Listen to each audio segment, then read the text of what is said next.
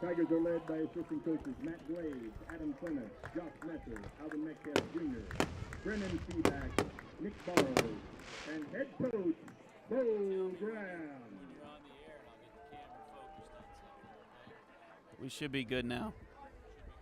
Yeah. As we prepare for the coin toss, direct your attention to the 50-yard line.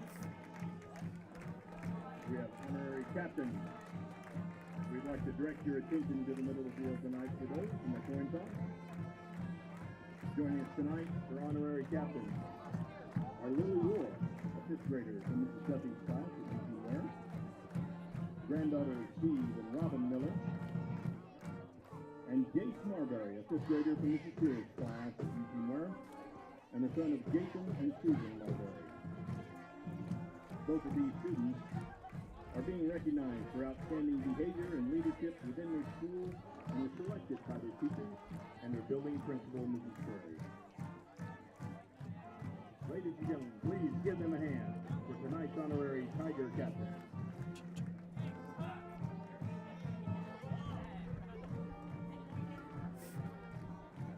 Leading up the center of the football field, representing Paola as captain, number 9, J.J. Crawford, number 16, Jay Sterling, and number 64, Carter Cox. Hi, everyone, and a pleasant good evening to you, wherever you may be. I'm Tony Abatey, and we are back here at Frary Field this evening as we kick off the 2024 high school football season here in the state of Kansas as the Fort Scott Tigers get ready to host the Paola Panthers here tonight. Should be a good game as these two teams are classically fairly good over the last couple of decades. We'll see how good things go here tonight. The Tigers come in with several seniors on their roster, a lot of upperclassmen that have paid their dues, so to speak, as they have been starters the last, especially on the line, starters for the last 2 or 3 seasons there, and looking to get things going here tonight as, again, they've got probably the most depth they've had in the last few years for sure, and looking forward to this season here tonight for head coach Bo Graham, and he's starting his 6th season as the Tigers head coach here tonight. The captains out there in the center of the field tonight for the Tigers, Lennox Van. He'll be the starting quarterback tonight, also one of the starting defensive backs this evening. Also Colton Rogers, 5'11", 200-pound senior.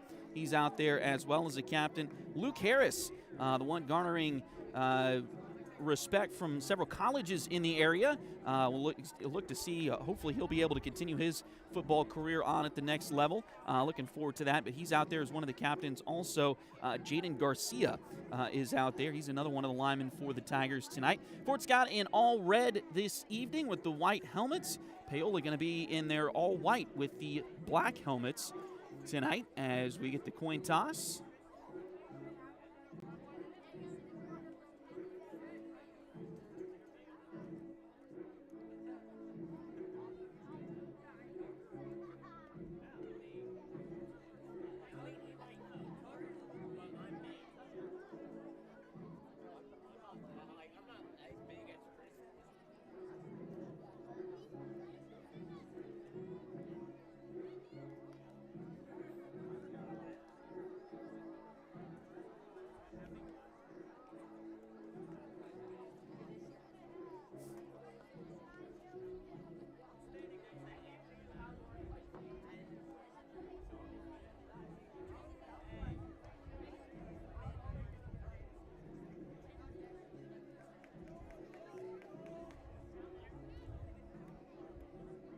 Taking a little bit of time at the coin toss. Looks like we got a couple of extra helpers out there. And Jaden Garcia just turned around and gave the motion for receiving. So I'm assuming that means the Tigers will receive to open this game here tonight. We're excited to expand our coverage this year a little bit on Duckbait TV as we'll have planning all of the football games this year, home and away. We're also planning about 20 volleyball matches to bring you here on Duckbait TV this season. We'll get all the home matches for you, and then also all of the road SEK League matches. So we'll have several of those coming up. In fact, our first volleyball match will be next Tuesday as the Nevada Lady Tigers and the Anderson County, I've forgotten their mascot, but Anderson County and Nevada will both be here on Tuesday. We'll have that match for you, both of those matches for you here on Duckbait TV. Thanks again for joining us here this evening as the Fort Scott Tigers will look to get things started. We got 12 minutes up on the scoreboard, and we are just about ready to get this one underway here tonight. Dub Chipman is back to receive. He'll be back there with Dirks Kegler and also Morgan Shaw. Number 1, Dub Chipman. So 3 back to receive for the Tigers. J.D. Troutman will be kicking off here for Paola. They'll go left to right across your screen here on Duckbait TV. J.D. Troutman.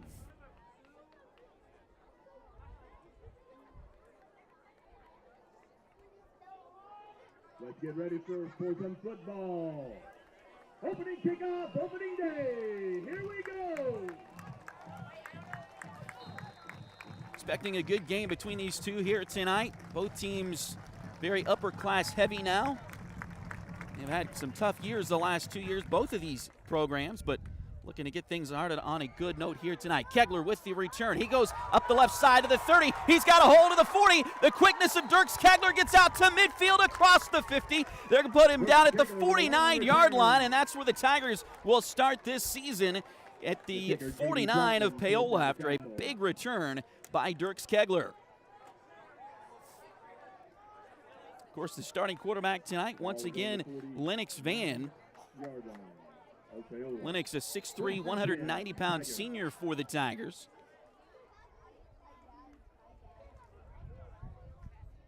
Stud athlete Lennox is.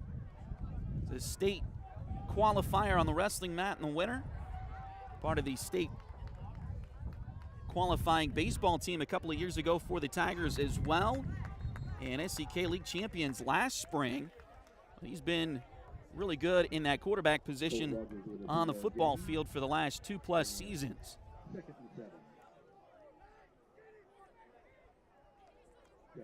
First pickup on the play for Fort Scott gets him down to the 45-yard line. So a pickup, we'll call it 4. It'll be 2nd down and 6 for the Tigers. Handoff goes to Colton Rogers, and he's going to get the first down. So Rogers is the starting fullback tonight for the Tigers. They've also got Brady Messer and Dub Chipman as slot backs. Their 2 receivers to start things tonight, Trace Metcalf and Ty Marbury. Ty's on the near side here, number 9. We'll look to see Trace in there some tonight as well. He's number 3. Here's a handoff. That one goes to Colton again. Maybe a yard on the play, but not much else. And those starting linemen for Fort Scott, we don't talk about them nearly enough ever, it seems like. But we've got Adam Wright at left tackle, Jaden Garcia at left guard. Center is Blake Tomasi. Luke Harris, we'll call his, hopefully talk about him quite a bit this season. He is the right guard for the Tigers. And then Wesley Cox is the right tackle to start things here tonight. 2 receivers to the near side for Fort Scott. It's 2nd down and 9. And Lennox will take it, keep it himself. He'll go around the right side and gets some good positive yardage. It'll be 3rd down, but 3rd mid-range here for the Tigers, coming up on 10 minutes to go in the opening quarter. Tackled by Xander Murray. 3rd down, we'll call it about 5 here. Xander Murray.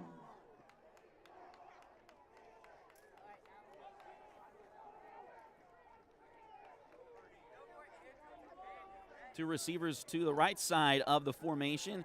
Lennox kept the ball that time and got hit at the 30 and pushed back. They'll give him the 30, but it'll be 4th down and about 2.5 for the Tigers here. Look for them to go for it here on this, in this particular situation.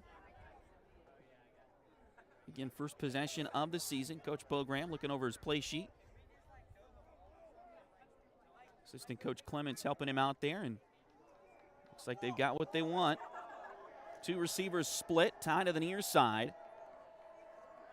And they'll pitch it to Dub, coming in motion. He's got a hole. 20, 15, taken down inside the 15. It'll be a first down for the Tigers. Tackle made by J.J. Crawford. Sets up Tigers with a first down. They'll put it down at the 14-yard line. First down and 10 for Fort Scott. First and 10 from the 15.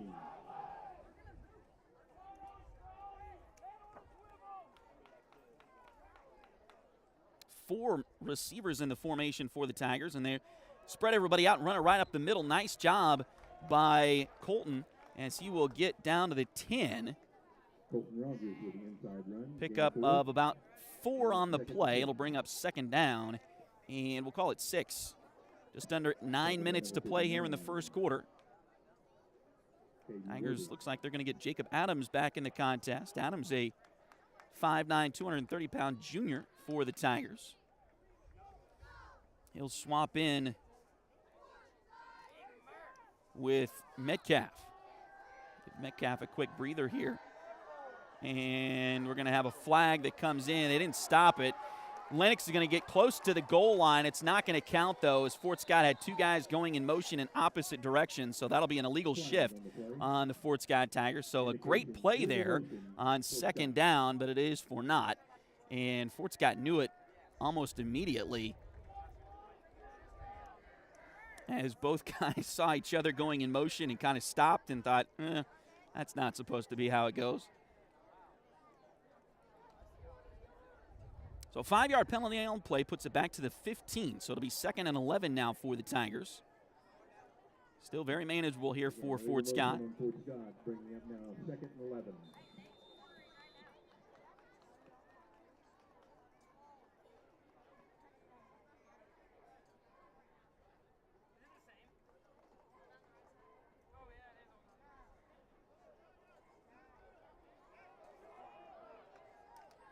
Second down and 11, coming up on 8 minutes to play here in the first quarter.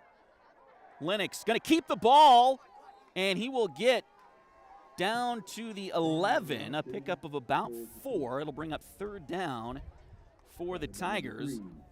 A little bit of a broken play there. It looked like he wanted to give it to Colton, and Colton got hit right in the backfield. So he was, and Lennox luckily hadn't given the ball away, so he was able to get it back and get some positive yards, and it's a jump for Paola. Not a quick whistle, but the flags do come out, and that's one that takes a little bit of time to get used to, as encroachment on the defense in high school will stop the play immediately. Of course, in college and the pros, you'll see those guys be able to get back on side, and the play can continue, but high school, it's supposed to stop the play. Opening night for everybody here. The 5-yard penalty makes it third down and about 2 for the Tigers. Ball on the 7. Lennox going to keep it, going to get right behind his blockers and get down. He's got the first down, not the touchdown yet. He's down to about the 2 on the play. So that'll stop the clock for a moment here. 7:19 to play in the first quarter. But another Tiger first down.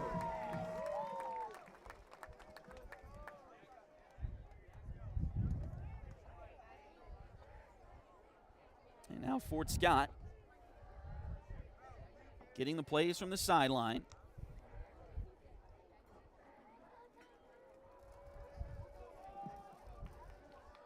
Handoff goes to Colton, and he pushes. He's going to be really close, but I don't think they're going to give it to him just yet. It'll bring up second down and goal. Bringing up 2nd and goal.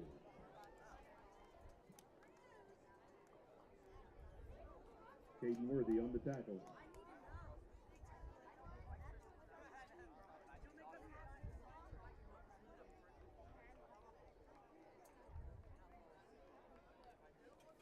Lennox comes to the sideline to get the play from Coach Graham.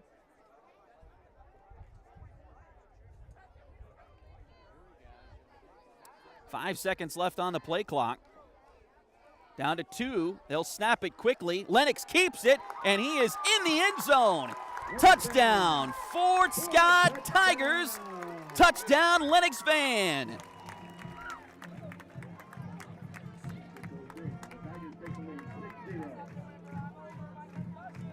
First score of the season for the Tigers.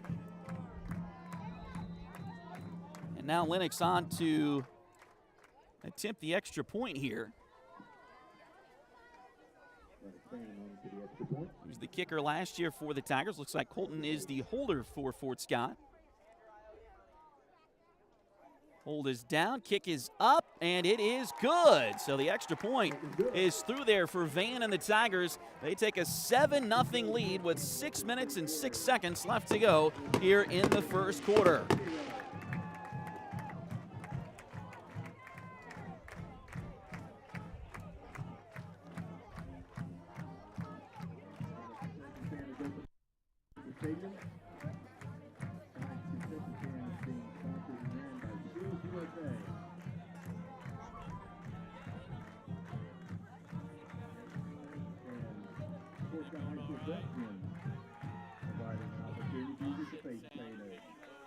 We'll also be conducting a car wash tomorrow, 10 to noon, Tractor Supply.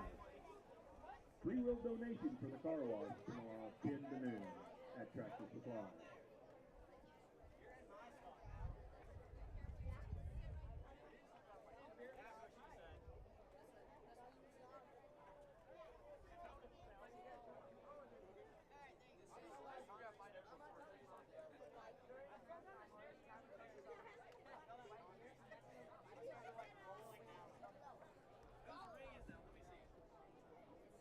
Back deep for Paola. Number 1, J.D. Troutman.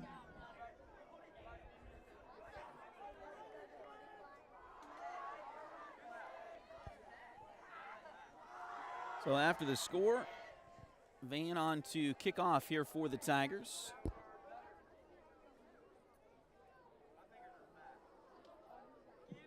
Kicking off for the Tigers, number 6, Lennox Van.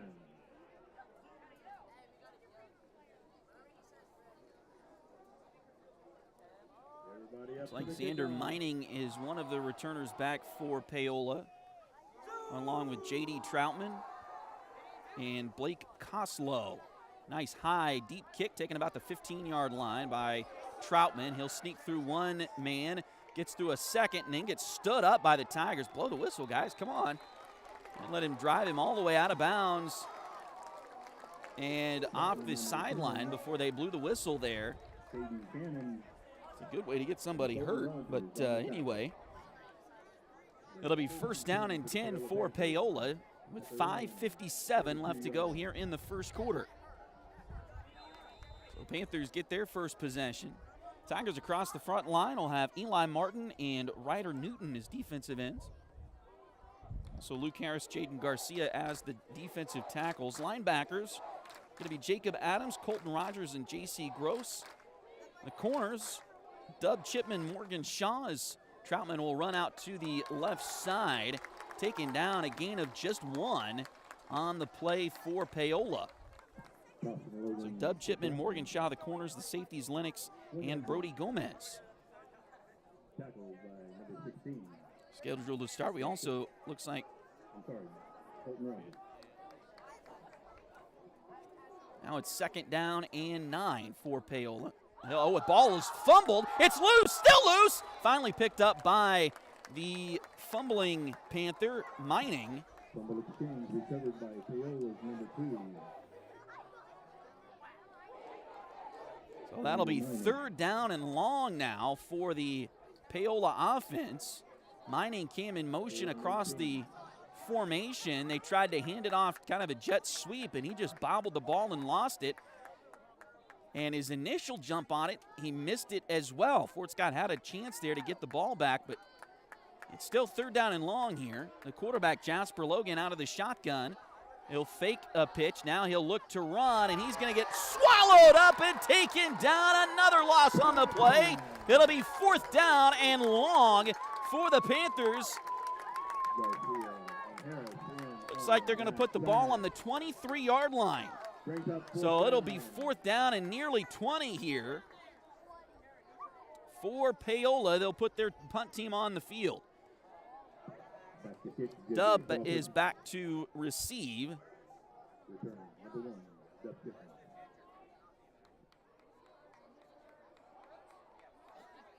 For the Tigers, little rugby-style kick, and it goes out of bounds. Not a great kick lengthwise, distance-wise there, as it's going to go out, and Fort Scott will start with the ball in Paola possession, or field position once again, as they'll start at the Paola 43-yard line here with 4:08 left to go in the first quarter.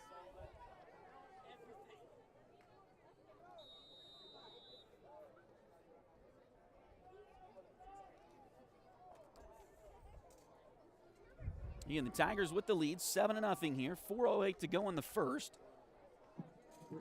And Lennox leads his troops back out there.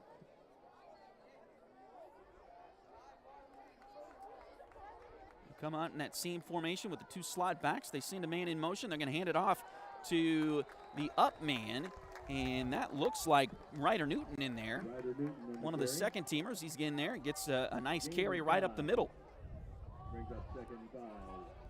I mean, Colton a little bit. Number 3 on the tackle. Maybe Colton a little bit of a breather here as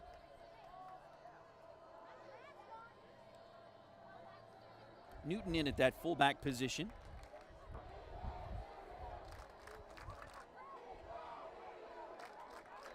Send Morgan Shaw in motion, and he will, or they give it back to Newton, and he'll get another yard or two. It's third down, but third and about 4 coming up for the Tigers, maybe about 4.5, really. Tigers also look like Cannon Brown is in at receiver on the near side. So some of those second teamers getting a chance to play here. They'll pitch it to Shaw around the right side. He's got some room. He breaks one tackle and then kind of bear crawls to the 20. They'll put it down at the 26, but it's enough for a first down for Fort Scott. Good enough for a Tiger. First down.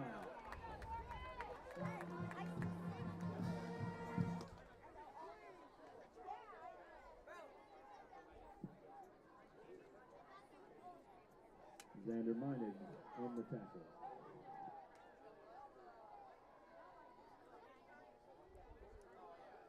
Fort Scott changing some personnel a little bit again as they bring Jacob Adams back in. Put him kind of in a tight end position on the edge.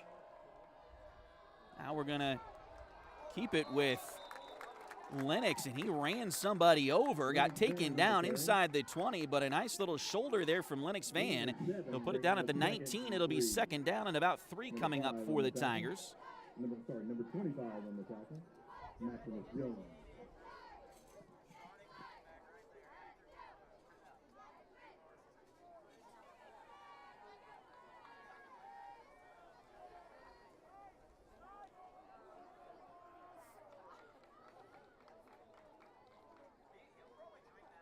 Handoff goes to Shaw on a little reverse, and he's going to get inside the first down marker and also inside the 10. It'll be first and goal for the Tigers. They'll put it down at about the 8. So a nice little run again by Morgan Shaw using that speed that he has been given. And he gets it inside the 10 for a first and goal.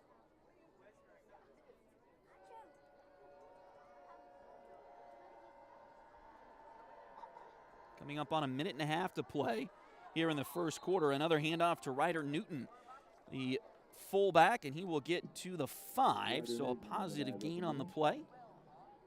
Second down and goal coming up for the Tigers.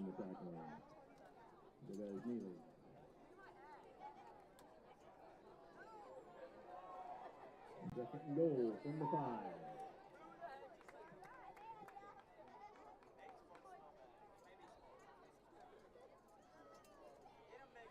Fort Scott would love to get another score here and start gaining that confidence even more so here as Lennox keeps the ball. He'll get a couple of yards down inside the 5. It'll be third down and goal. Fort Scott is most likely in 4-down territory here bringing up 3rd and goal. Based on where they're at on the field.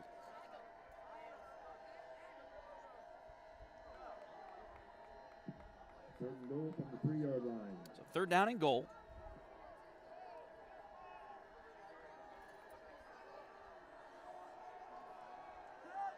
Lennox keeps it off the right side, and he'll get in the end zone again. Touchdown, Fort Scott Tigers. Touchdown, Lennox Van. 3-yard run.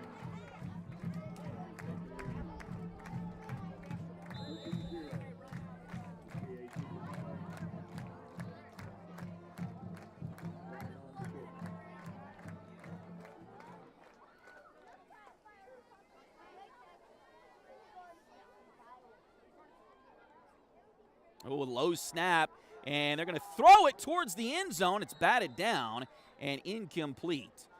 So low snap there. Colton did what he was supposed to do there. Bailout, call fire. 13-0 Tigers. And 8 seconds remaining in this first quarter. just didn't work out for the Tigers there to get the points. But anyway, it's 8 seconds to go here in the first quarter. Fort Scott with a 2-possession lead now at 13-0 over the Paola Panthers.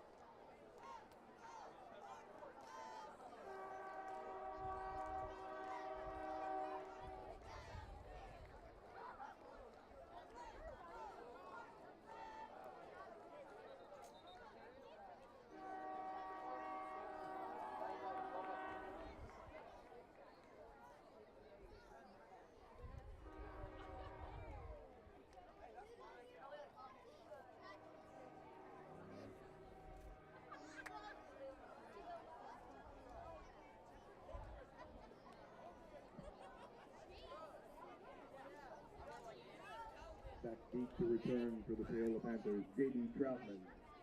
Kicking off for the Tigers, Lennox Van.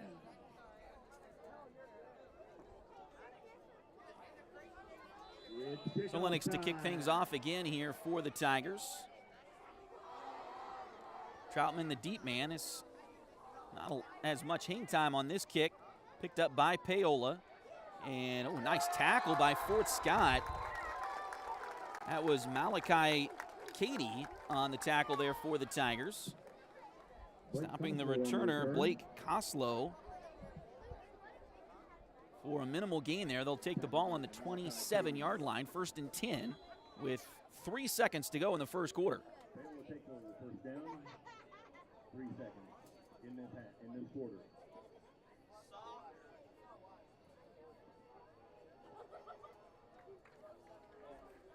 Should be, barring a penalty, the final play of the first quarter here. Jasper Logan, the quarterback, 6'3", 180-pound senior for Paola, back under center. He'll pitch it out to Troutman. He gets near the first down marker. He got hit pretty hard there, but he's going to fall forward and pick up the 10 yards. And that should be enough for the first down. It's also going to be the end of the first quarter. So the teams will switch sides as Fort Scott leads 13-0. Second quarter, Tiger fans. Fort Scott High School has entered the T-Mobile Friday night 5G Light competition. Our schools competing against other schools around the country to win $5,000. We have several sponsors this year that are helping us out. Home field makeover. And This will take a community effort involvement on misplaced my Instagram. reads, but we'll put the logos on the screen for you here. The Friday night light post. Shirt squats, handing out some of those seat cushions from T-Mobile as a reminder to share and post and support the Tigers.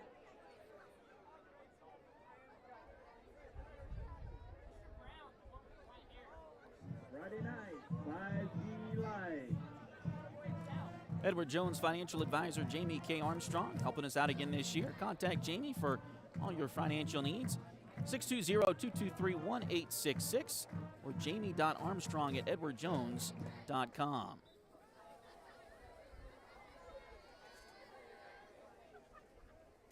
Also, Josh Regan helping us out with his painting company this year.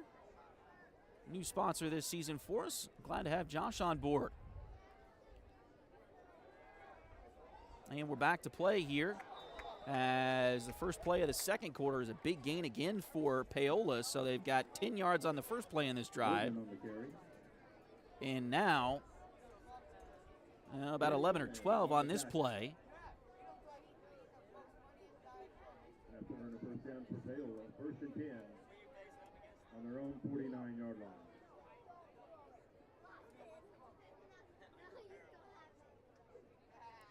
So 1st down and 10 again for Paola. They'll hand it off to Troutman. He'll get up the field, gets hit. Oh, taken down by Brody Gomez there. A couple other Tigers on the tackle as well, but he falls forward. And he'll get about 8 yards on the play. 2nd down and 2 coming up for the Panthers. Again, the Tigers with a 13-0 lead here, just underway in the second quarter.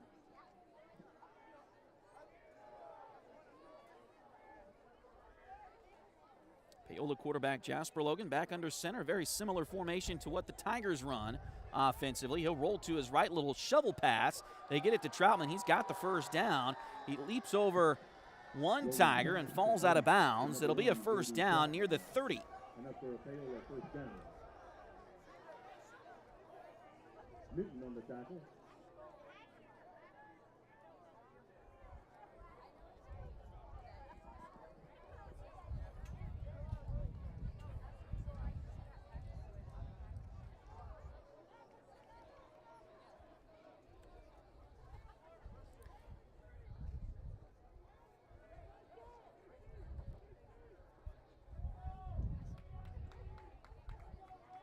Paola snaps it. Now they'll hand it off again to Troutman. Another big hole off the right side.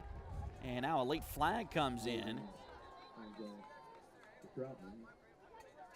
Tackled by number 44, JC. And Logan is asking the official about that flag. Holding Paola. It does look like the initial call is holding on the Panthers. And that's what it'll be. So that'll push them back. It'll be 1st and 20 after the 10-yard penalty.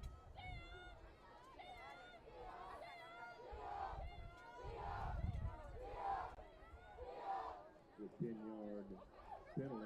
See if Fort Scott can take advantage here. 1st and 20. As Paola, their first drive was a 3 and out. Helped a little bit by a fumble, but Fort Scott didn't allow a lot of positive yards on that opening Paola drive. This drive, the Panthers have kind of gashed the Tiger defense a little bit.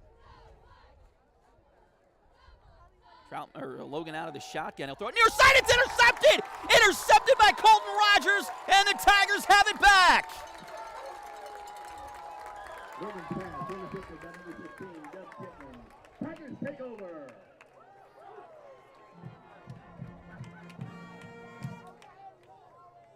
Colton Rogers on the interception.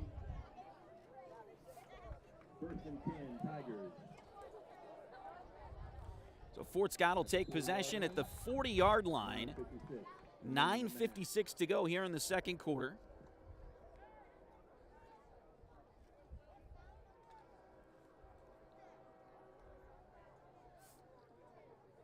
Fort Scott trying to keep this momentum up here.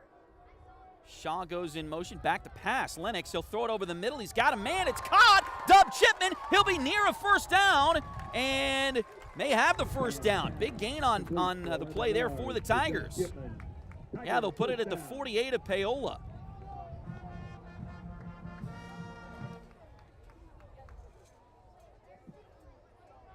Jasper Logan on the tackle. So 1st down and 10 Tigers.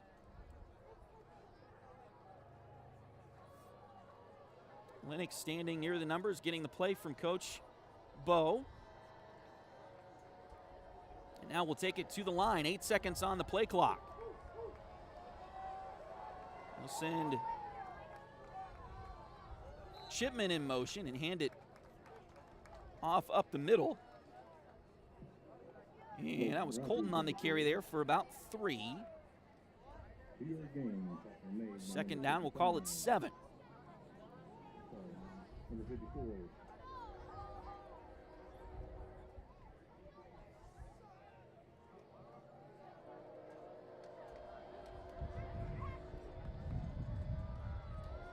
Lennox keeps it this time. He'll take it up the middle. He shakes one guy, nearly shook another, and he will get the first down. A flag comes in, though, and this looks like it could be in the area of Tiger holding. And it is. Unfortunately, a penalty there on Fort Scott. So it'll be 2nd and long.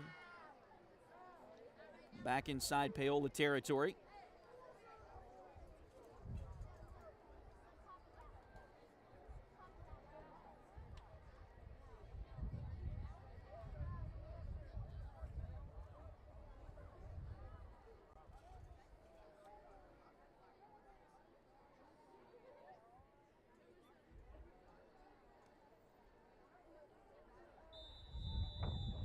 Replay the down. So it'll be 2nd down and about 15 or so here for the Tigers. Back to pass. Now he'll run a little quarterback draw and a big hole up the middle for Lennox. Makes another man miss, and he will get taken down as he will get inside the 40 of Paola. He's very close to a first down. I think he's short just barely by about a yard. So it's 3rd down, but 3rd and 1 now for the Tigers. Clock rolling at 8:10 to go here in the quarter.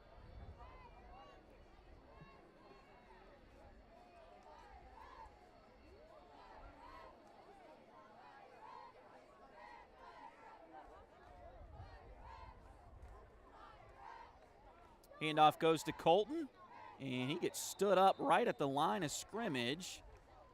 And looks like they're going to say no gain on the play, so it'll be 4th down. See what Fort Scott wants to do here. Mark short of the line to gain, brings up 4th down. Wouldn't be surprised if they bring in the big formation and just try to run behind the pads and pick up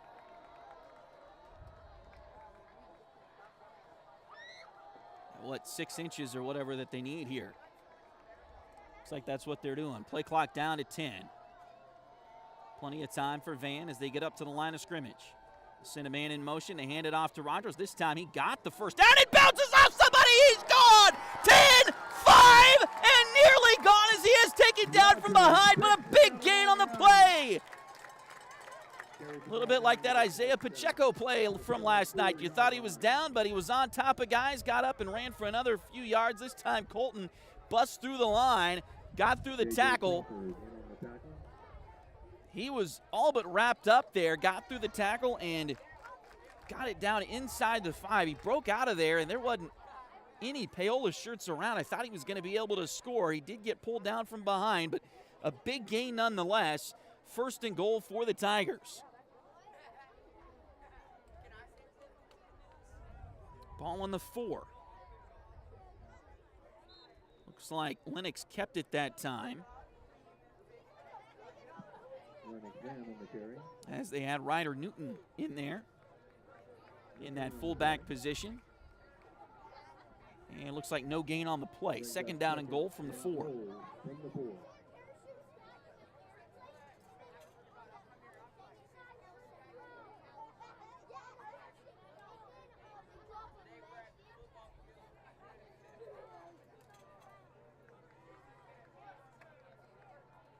Lennox back under center. Will pitch it to Chipman in motion. He will get into the end zone. Touchdown, Fort Scott Tigers. Touchdown, Dub Chipman, and it looks like they're going for 2 to try to make it 21 here as they lead it 19-0.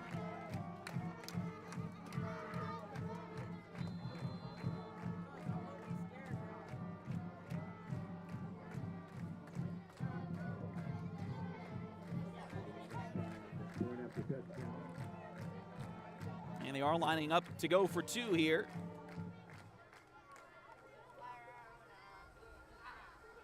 Lennox to throw it. He'll throw it to the near side. Back to Chipman, and he gets it in there for the 2-point play conversion.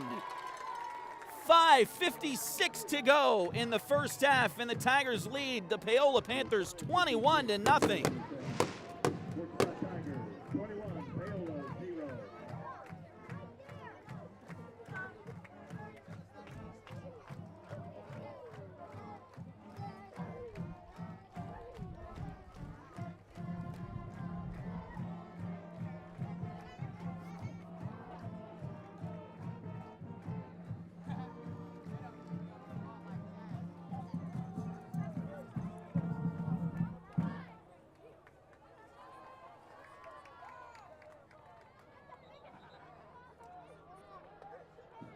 concession stand at the south end of the stadium is being sponsored by Skills USA.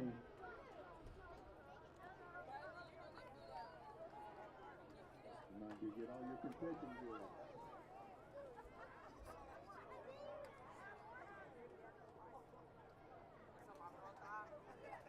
That beats the Paola.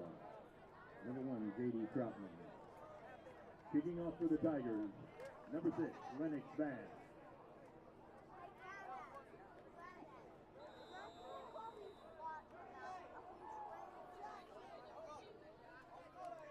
Kickoff here for the Tigers going to be taken by Paola, one of the up guys. He'll be taken down near the sideline, right around the 30. A little extracurricular afterwards, but it looks like that's settled down quickly here. Tackled by Caden Cannon.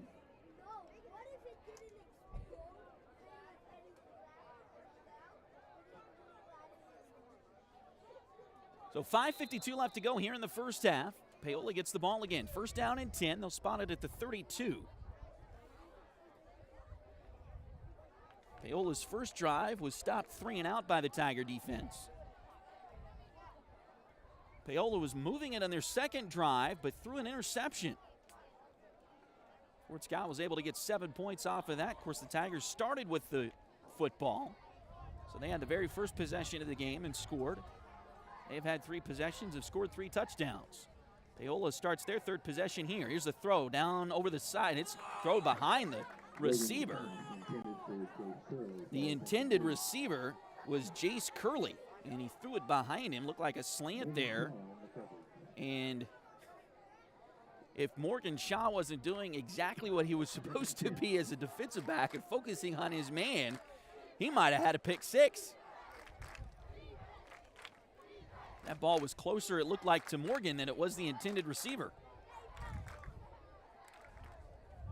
Good defense from the Tigers, though. 5:48 to go here in the second quarter. Looks like they're going to send JC on a blitz, and he got the initial hit there on Troutman. A host of Tigers end up on the tackle. But it'll be 3rd down and long here for the Panthers. 3rd and about 8. Fort Scott with the lead, 21-0 here. Just under 5.5 to go in the second quarter.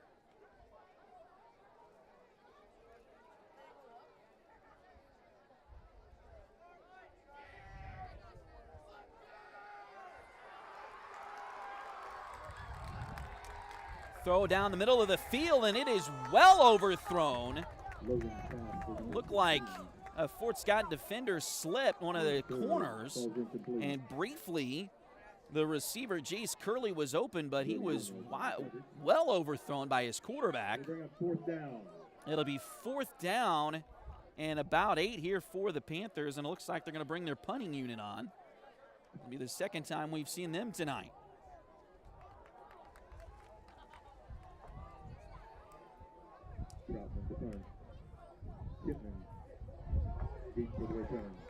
Great start here for the Tigers.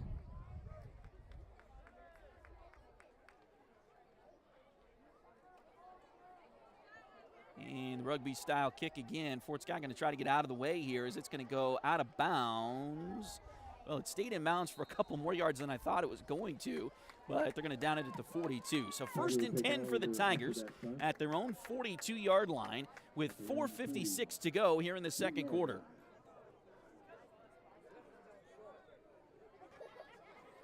And again, the Tigers leading at 21-0 over Paola. And Fort Scott 3 possessions. They've scored 3 touchdowns. Paola 3 possessions now, 2 3 and outs. And an interception by Colton Rogers. Handoff goes to Rogers right up the middle. He'll get about 3 on the play.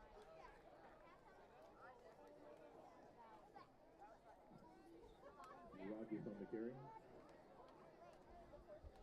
Gain of 3. Number 65. Carson Martin on the tackle.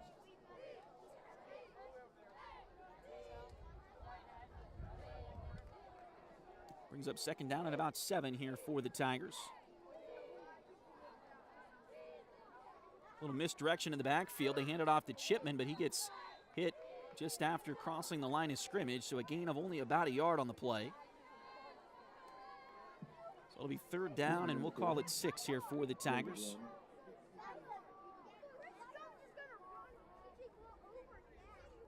Carter Fox, number 64, in on the tackle.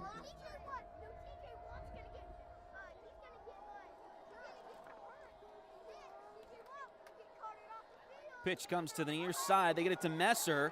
He's going to get down the field and ran over a guy. They're going to give him the first down. Nice job. First carry of the night for Brady Messer.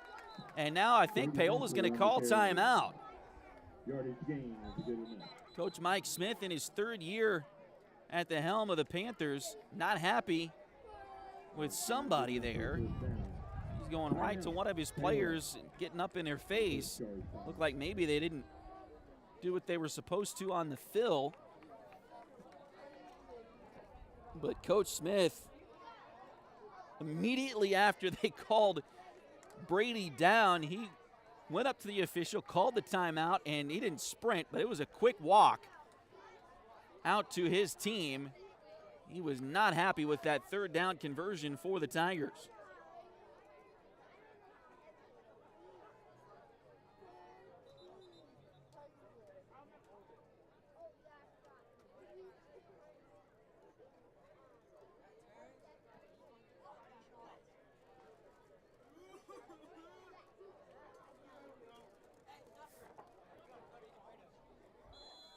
So 3:46 to play. First and 10, Fort Scott. Ball on the Paola 47. 3 receivers in the formation for the Tigers initially here. Came up to the line, and now they'll synchronize their watches just a little bit. Now they're ready to go. Messer in motion. They'll hand it off to Rogers right up the middle, and he got a big gain. He's going to get down to about the 40. A pickup of about 7 on the play. It'll bring up second and short for the Tigers here. 3:30 to play in this first half.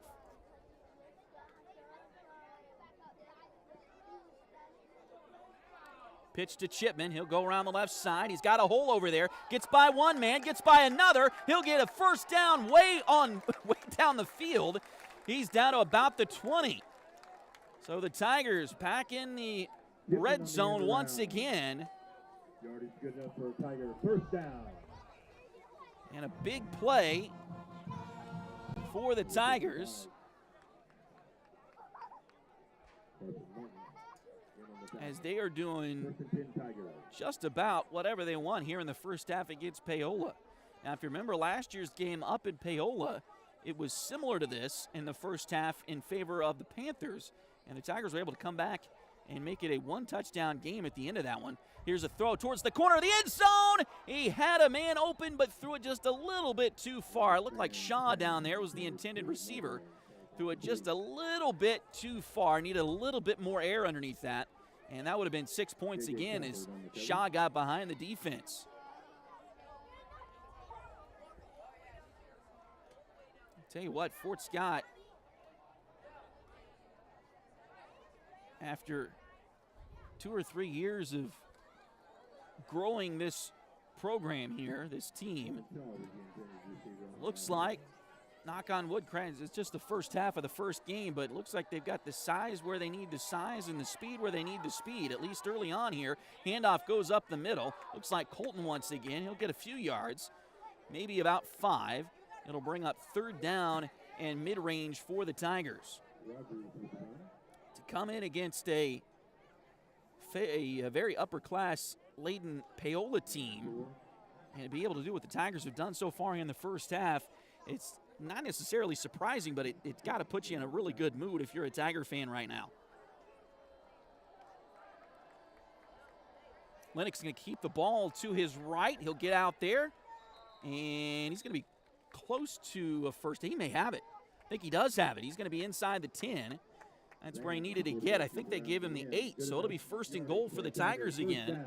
2:30 to play and counting now First and goal from the 8-yard line.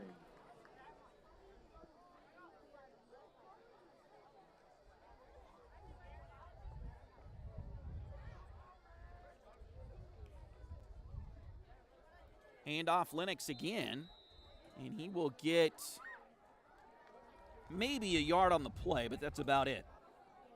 Second down and goal. Van with the carry. Good for a yard.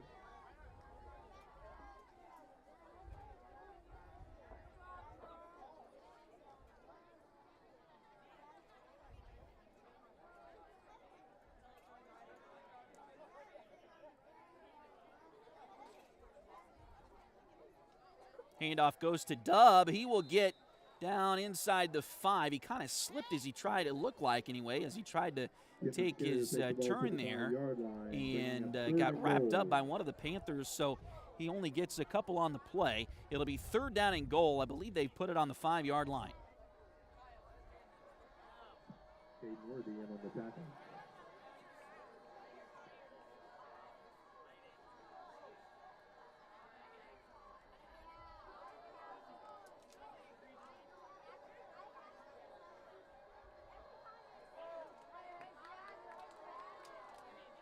Lennox takes the ball himself, and he will get down and just shy of the goal line. Let's see where they mark him. Clock under a minute. Down to 50 seconds left in this first half. It'll be fourth down and goal for the Tigers. But again, this is 4-down territory here for Fort Scott. They'll probably let the play clock run, maybe even call a timeout. They've got all 3 left for this first half, so they probably, and they'll call it a little earlier than I thought they might. They'll call it right now. 38 seconds to go in the first. Actually, Paola's going to call a timeout, so Paola will call their second timeout and try to preserve a little bit of clock time themselves here.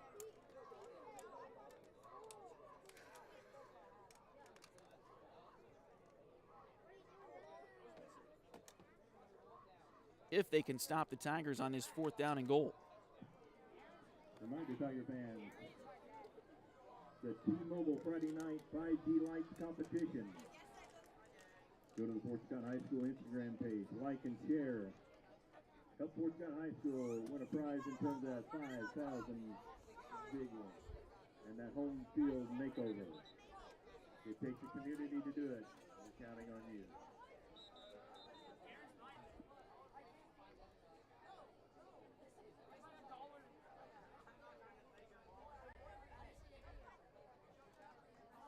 Liberty Savings, one of our sponsors once again here tonight. Helping people in Fort Scott with their banking needs for over 100 years. Fourth and goal, and I believe Van kept it and gets into the end zone. It'll be a touchdown, Fort Scott Tigers.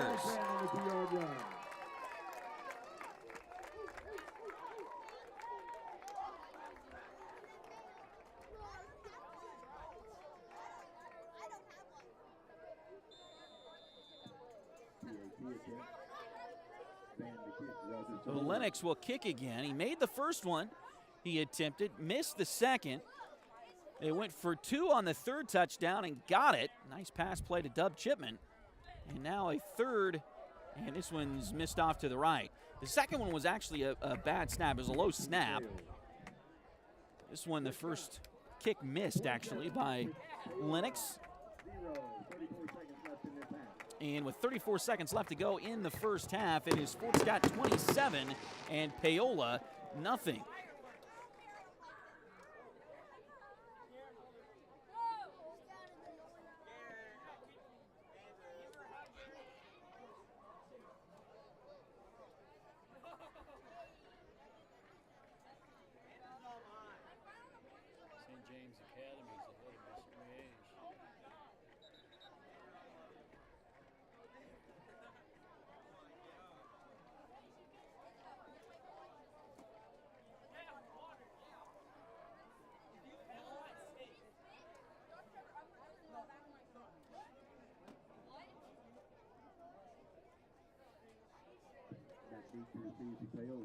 So 34 seconds left to go here in the first half.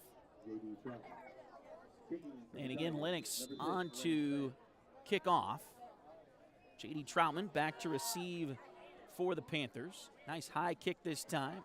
Troutman takes it on a run about the 20. He'll get up the field, and got to get him down. Then he'll bounce out to the outside, and now he's going to get chased down from behind. Wrap him up, get him down, guys. 20 seconds, the clock's still rolling, and finally gets thrown down there by one of the Tigers. And now we've got some flags coming in late here as this is getting ugly a little bit. Coach Graham running out there as quickly as he can to get his guys off the field.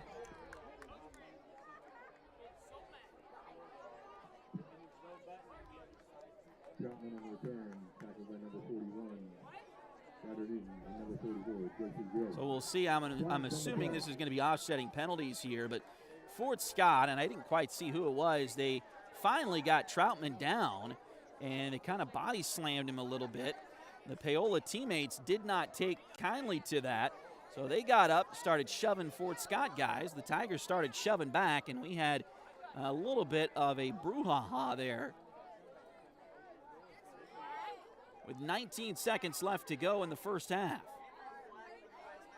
Now one of the officials, I thought he was going to come over and talk with Bo. Bo was turned around talking to his guys a little bit.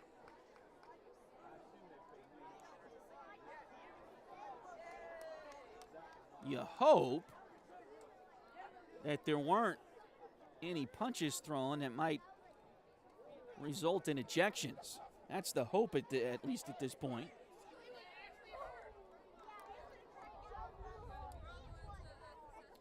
That may be why this discussion is taking so long with the officials. There's one official outside the hash marks talking with Bo.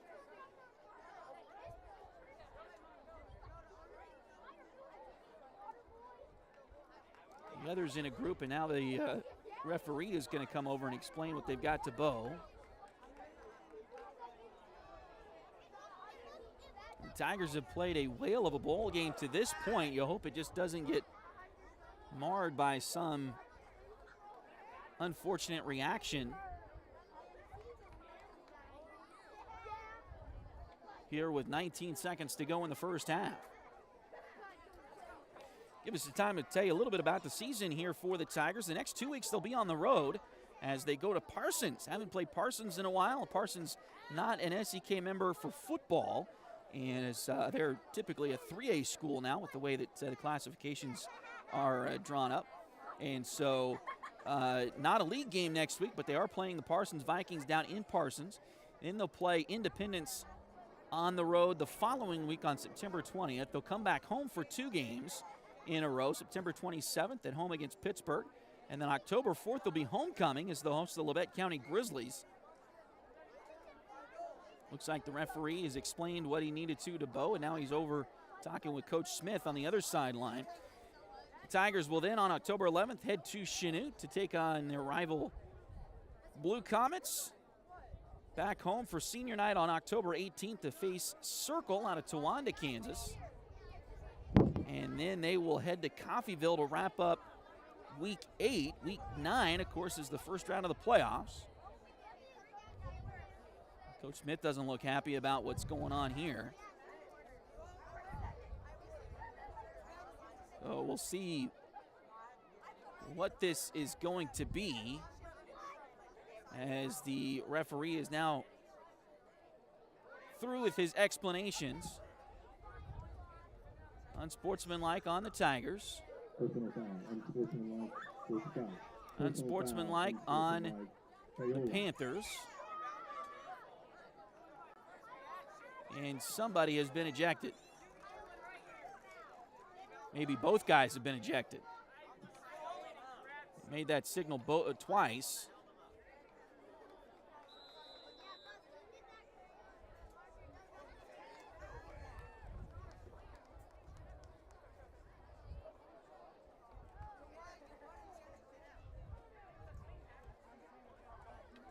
With 19 seconds remaining in the half. Paola takes over first and 10. And it appears, of course, we didn't have the microphone on the official, so we're not 100% sure.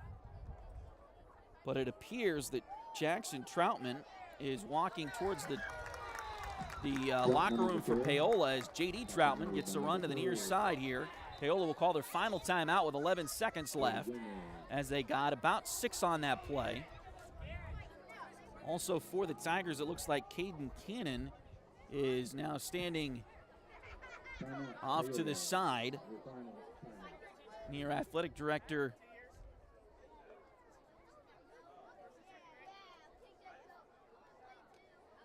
Jeff Delatorre. He's got one of the coaches down there talking to him too. That could just be coincidence, or Caden could be the Tiger that was ejected. It does, and again, we don't have the microphone on the officials here, so we're not 100% sure. But it does appear that there was one ejection from Fort Scott and one ejection from Paola on that penalty there.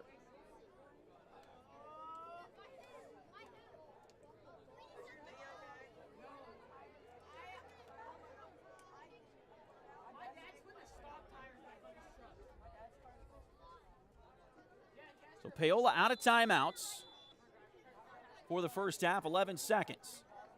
They'll roll to the right, throw it down the field, and it is intercepted, I believe, by Dub Chipman with 5 seconds to go in the half. The pass was Brody Latto, number 11, not number 10 in there at quarterback. So I wonder if now we got a flag as well. That's come in late.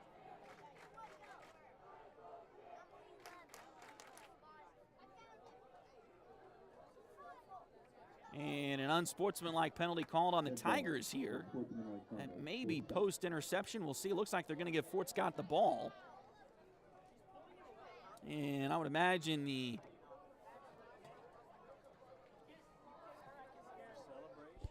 sportsmanship and control conversation is going to be heavy at the halftime break from both of these coaches. Fort Scott will call their first time out here. I didn't see any late hits or anything, so it may have just been the celebration that the Tigers had there.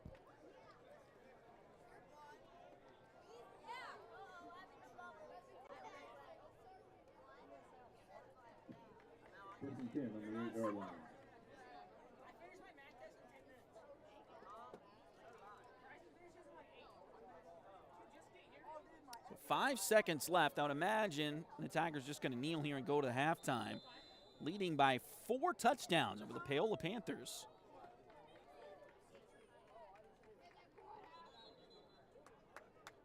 And that's what happened. So they will, in the first half here, your score once again, Fort Scott 27, Paola nothing. The personal foul penalties and ejections right there near the end of the first half, kind of marring the end of what has been a very good first half for the Fort Scott Tigers, as they lead this one by a lot here over Paola.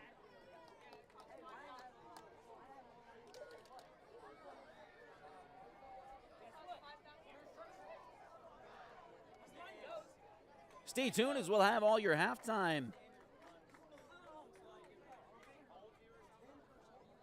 entertainment in just a few moments, as Ladies and gentlemen, welcome to Tiger the Pride Band is on their march out to the field. We'll turn the microphone over to them here in just a moment. Also have the dance team performance coming up in just a little bit, so stay tuned for that as well here at halftime. Thanks again for joining us on Duckbait TV.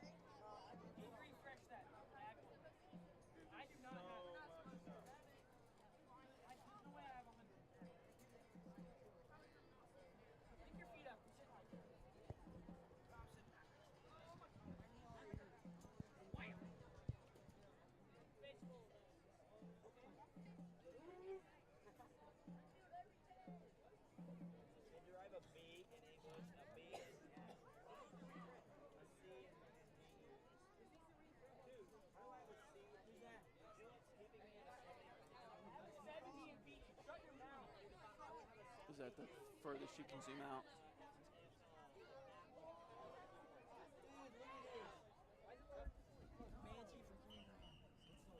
that the furthest you can zoom out? That's it.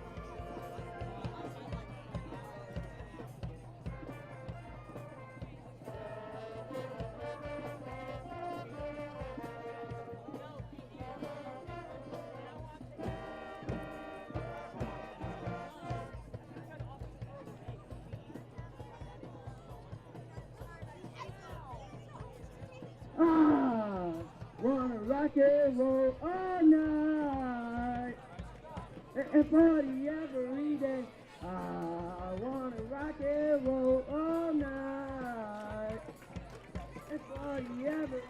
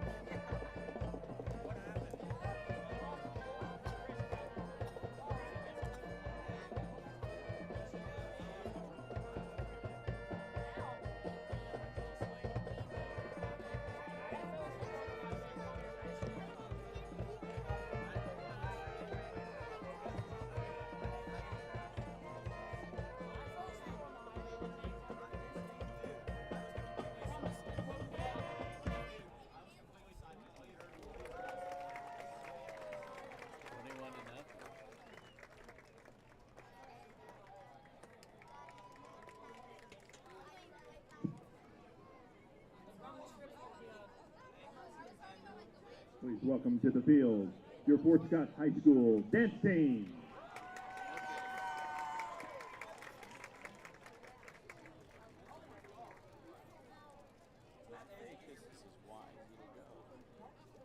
Okay.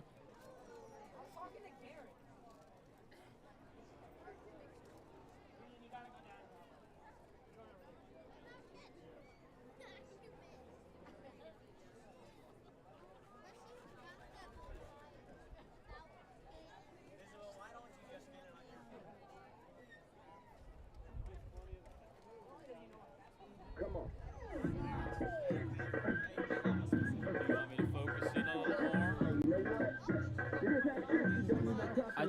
But I gotta do it. Now I don't mean the bad or mine. I just know it's better next time. It's nothing when I do my thing. Put it on your life. What's my name? What's my name? Let's go. You want it? Better get ready, 'cause that's what you're gonna get. Anywhere you want it, you can take it to the window, to the wall. Yeah, we can take it to the floor. We can take it to the pit. Tell me what you wanna do. Tell me what you wanna do when you see me, baby. Baby, you know what's going on. Listen to thing. I ain't just rhyming, and I ain't million vanilla, you know, can't mind me. Look, I just wanna get with you, in the coop with you. I don't care what you say. We can take it to the floor, we can take it to the floor. Tell me what you wanna do with me. We can take it to the floor. Baby, you don't wanna fool with me. We can take it to the floor. Yeah, we can take it to the floor. Baby, you don't wanna fool with me.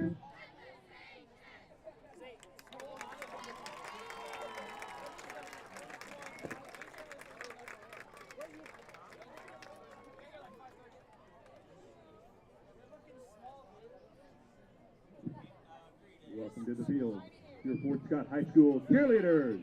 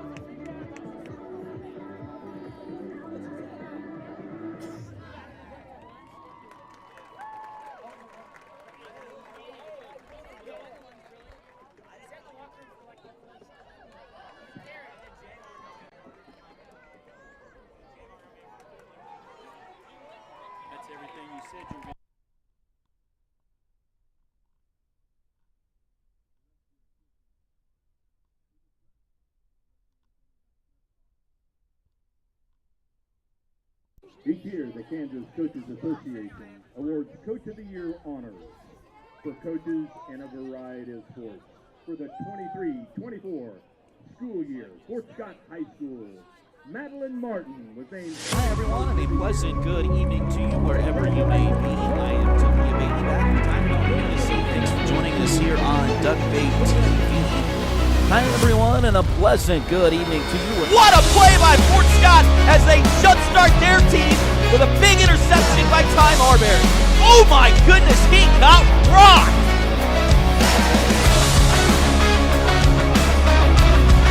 On dig that time. We'll go right back to the far side. We'll drop shot that time from Stewart, and that one will fall. It's in there! Abby Gorman, her third three-pointer of the night, and the Lady Tigers back out by 4.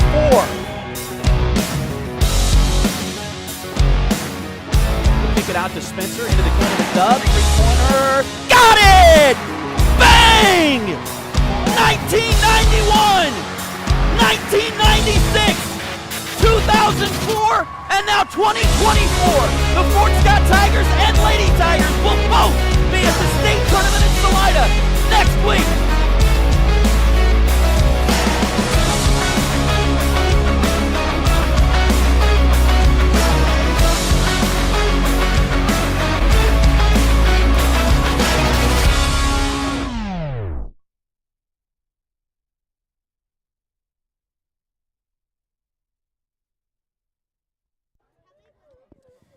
All right, folks, welcome back here to Frary Field as the Fort Scott Tigers begin to warm up for the second half here tonight. And they've got a big lead over the Paola Panthers here at the break. 27-0 is the score at the moment.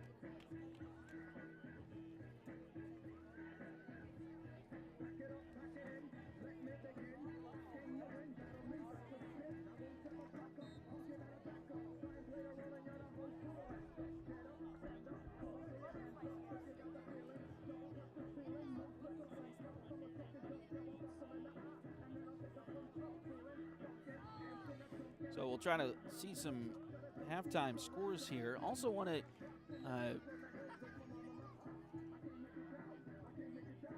give our sponsors some love here. Do that momentarily, as we've got some great partners. And if you're interested, like the promo just said there, if you're interested, get in touch with us. You can find us. Emailing us is probably the best way to get in touch with us. Tony Abati, TonyAbati @gmail.com. You can also reach us at duckbaitmedia @gmail.com, just like the promo said there.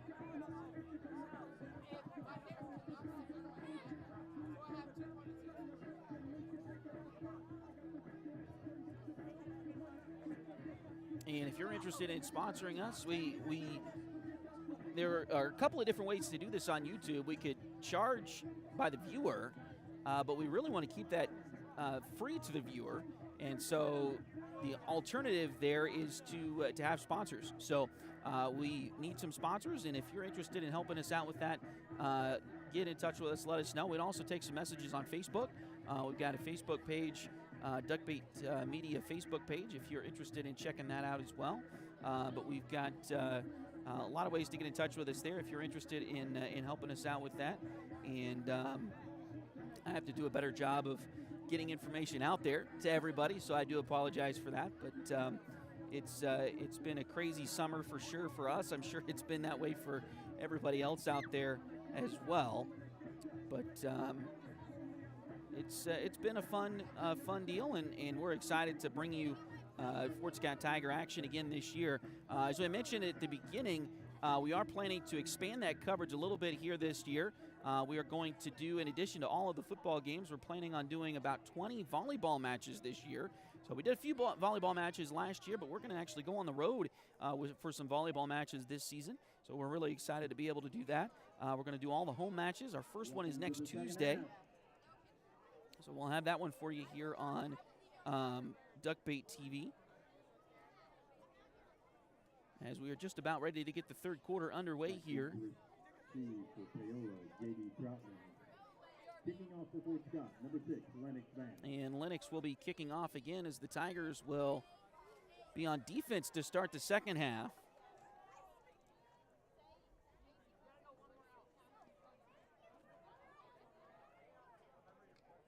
And it looks like J.D. Troutman is back to receive.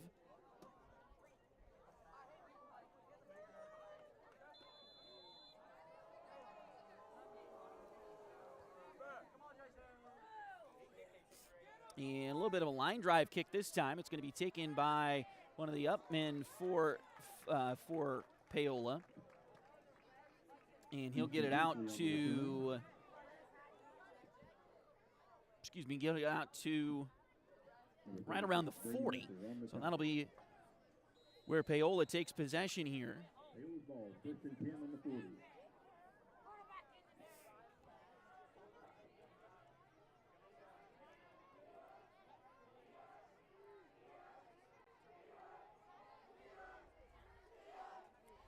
So we start the third quarter, and again, the backup quarterback for Paola is still in there.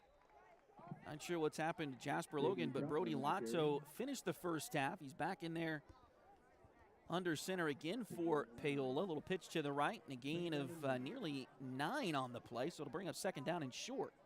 Fort Scott with some good cushion here, but would like to make things just as difficult on Paola here in the second half as they did in the first half.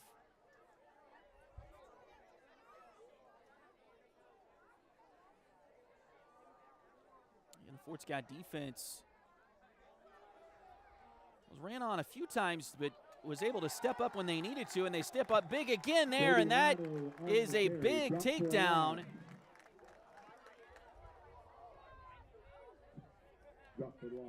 For the Tigers. Believe that was Eli Martin on the tackle that time for Fort Scott. 3rd down. Wow, they gave him the line of scrimmage. They said he got back to the line of scrimmage, a 3rd and 1, and they're just going to do a quarterback dive there and get the 1st down out across midfield down to about the 46. 1st down and 10 for Paola. Just underway, and actually we'll call it the 47. 1st and 10, and just underway here in the third quarter. Thanks again for joining us on Duckbait TV.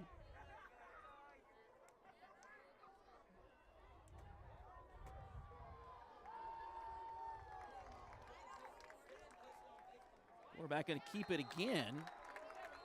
And again, not much there for Lotto. It'll be 2nd down and about 10. And now he gets up a little bit slow. It looked like he was tackled by a couple of different Tigers, but it looked like Luke Harris was one of them in there. A big senior tackle for the Tigers. And Paola's going to call a timeout. And this may be to give their backup quarterback a breather here. Again, not exactly sure what's happened with Jasper Logan. He was on defense earlier and was one of the guys getting talked to after a quick timeout.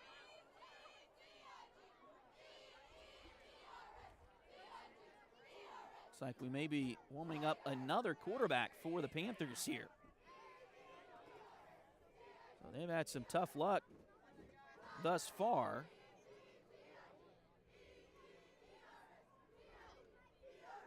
From the injury standpoint.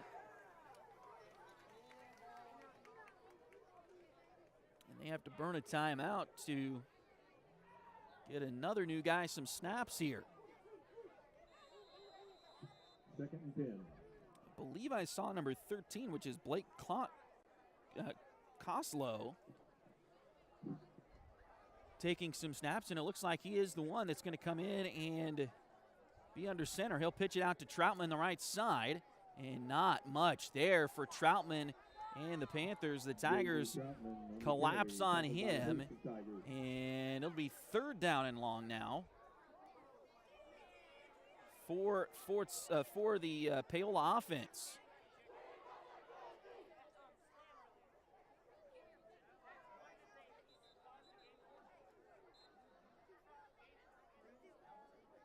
Clock rolling, 9:40 to play here in the third quarter.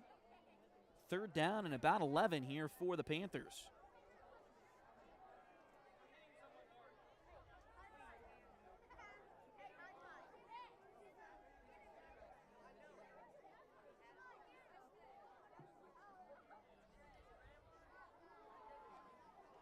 Keeper here for Koslow, and he's going to get close. I think he did get the 1st down. He needed 11. I think he got 12. So it'll be 1st and 10 here for the Panthers. He just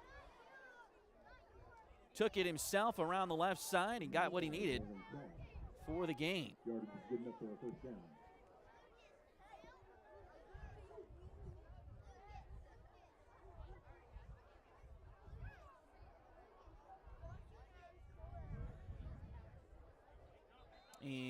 think somebody jumped for the Tigers on the defensive line, so that'll be encroachment again. Again, in high school, that's an automatic penalty. You can't get back onside after jumping offside as the defense.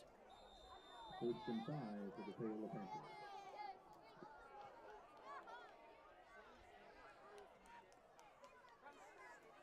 The first down and 5 after the 5-yard penalty on the Tigers here.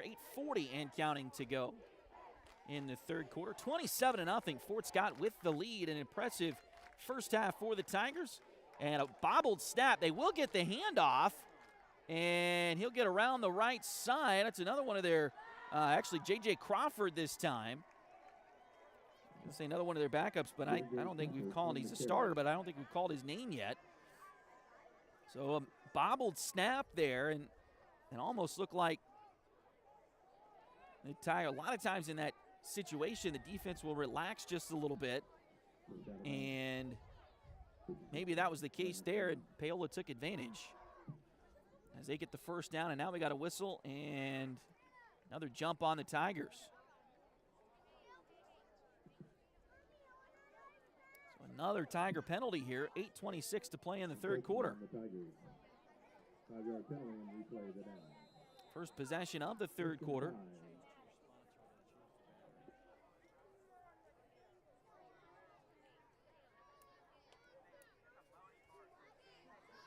So Fort Scott, or Paola with the football here. First down and 5. Ball on the 11. They're going to hand it off, go to the left side to Troutman. He's going to bounce it outside and gets into the end zone for the score. J.D. Troutman on the end around. Touchdown, Paola. So the first points of the night for the Panthers.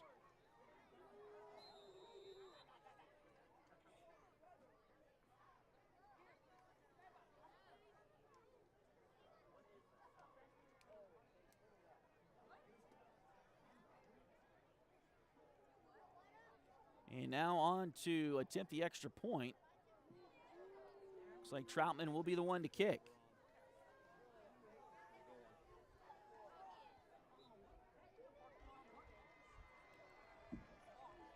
And the kick is good. So 27-7 is your score. Apologize, we are having some technical issues with our camera just for the moment. We'll get that fixed here in just a second.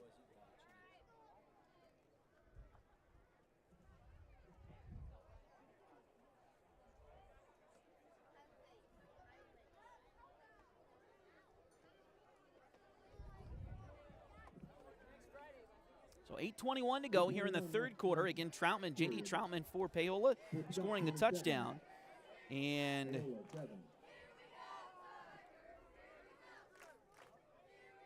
that will get the Panthers on the scoreboard here. Troutman also converted the extra point, so it is 27-7.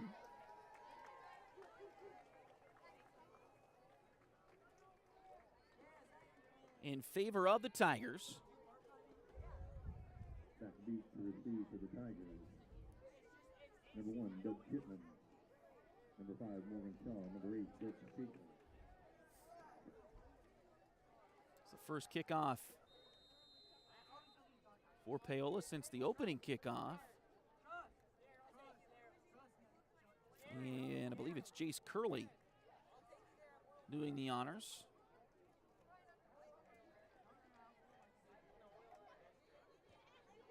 And a high kick. Deep. Oh, Fort Scott's got to get on it, as it was a little bit shorter than they thought it was going to be. So they do jump on it there.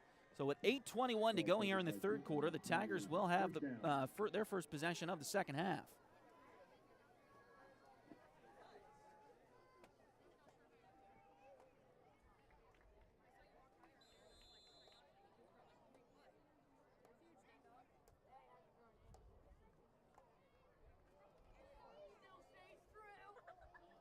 So again, 8:21 left to go here in the third quarter. Fort Scott with their first offensive possession of the second half.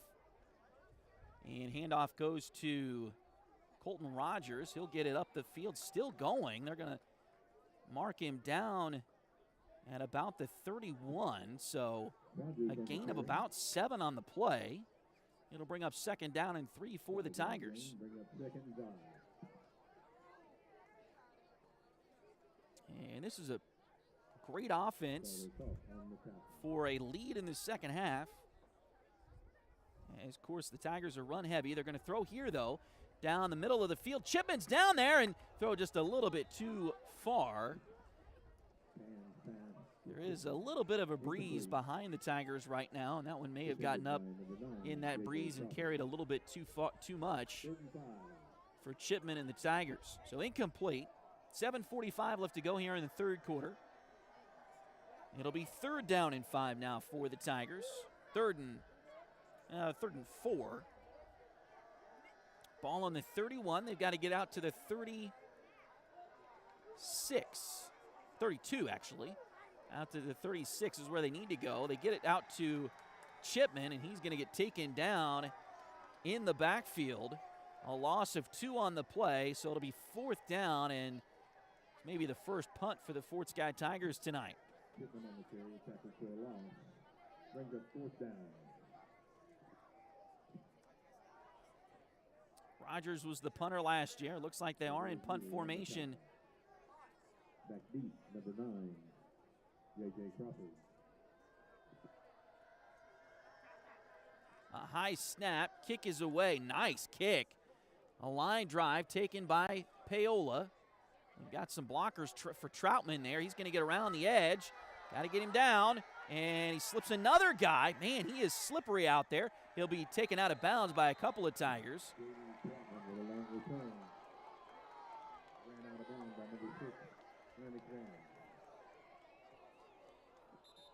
And now something wrong with Troutman as he came off the side. I don't know if he stepped wrong on. There is a little bit of a lip between the turf and the track. I wonder, couldn't tell, but I wonder if maybe he stepped wrong. Hopefully for him it's just a cramp of some sort. But there will be a timeout here on the field for the injury. 6:53 to go here in the third quarter. And again, a nice return for Troutman as he got it down to the 15-yard line. So Paola's got it in great field position here. And again, we mentioned earlier, last year's game kind of went the same way, but opposite teams, so to speak, as the game in Paola to start the season. The Panthers got a huge lead in the first half, and Fort Scott was able to come back in the second half, eventually cut it to a 1-touchdown game. And they got, I think, 1 onside kick. They scored, made it a 2-possession game. Did get 1 onside kick, scored again, and could not convert the last onside kick try in the last couple of minutes.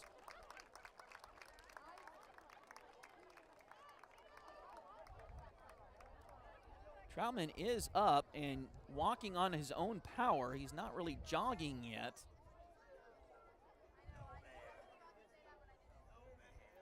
Hopefully that's a good sign for the Panthers. He is not needing any assistance to get off the field here.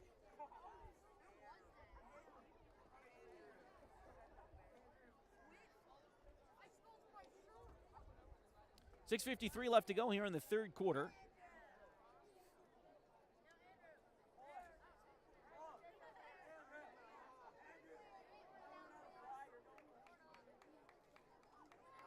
And again, Paola with great field position here to start this drive, their second of the second half, after forcing Fort Scott to punt for the first time tonight.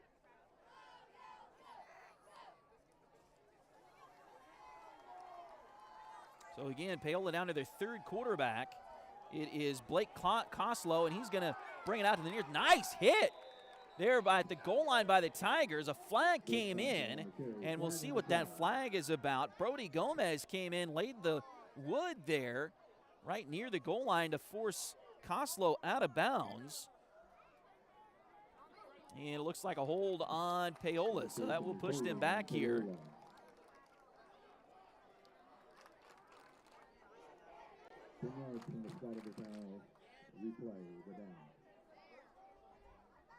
And that was down the field away, so this may not be much of a penalty here. It appears that it was down the field a little ways. Holding is from the spot. So they're going to push it back to the 21. So it will be, or excuse me, the 16. So it will be 1st and 11 for Paola. So not a huge penalty there, but they don't get the gain on the play. Fort Scott's got to figure out a way to corral Blake Coslow. He's come in at quarterback. He's kind of led Paola here. Here's a quick handoff. This goes to Crawford. He's going to get the first down. J.J. Crawford on the carry. And we'll get inside the 5. It'll be 1st and goal. So all of a sudden, Paola now catching some momentum here. 6:42 left to go in the third quarter. It was 27-0 at halftime in favor of the Tigers, and they had all the momentum in the first 2 quarters, but Paola trying to cut this lead back to a 2-possession lead with a score here. 1st and goal from the 4. Actually, we'll call it the 3. Coslow keeps it around the left side, but he's taken down in the backfield. Oh, get up, and they're going to call a penalty. A late hit on the Tigers. That's a tough one. That's one of those where Coslow, they've already lost 2 quarterbacks tonight. Coslow was in the grasp of Dub Chipman and taken down, and he kind of bounced up, and I believe it was Colton Rogers who came in and kind of hit him. One of those on Saturday or Sunday you probably won't see thrown, but here on Friday night, it does get tossed.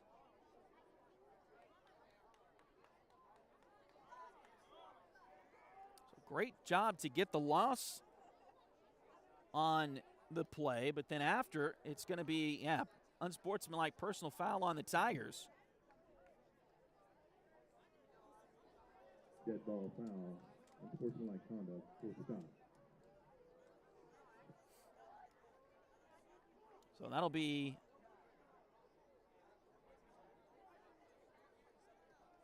half the distance and an automatic first down, should be, from where the penalty occurred, which is not where they have the ball, unless they said the penalty happened. The flags are at the 10, and if they said the ball's at the 3, so that would mean the penalty was at the 6.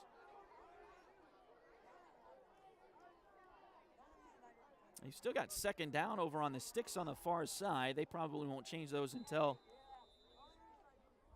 the official tells them, but it should be an automatic first down as a personal foul. You got first down on the scoreboard. Clock rolling at 6:05 to play here in the third quarter. Fort Scott defense needs to hold strong again. Coslow takes it himself and gets into the end zone. So Paola back to within 2 touchdowns now. Blake Coslow with the keeper and touchdown for Paola.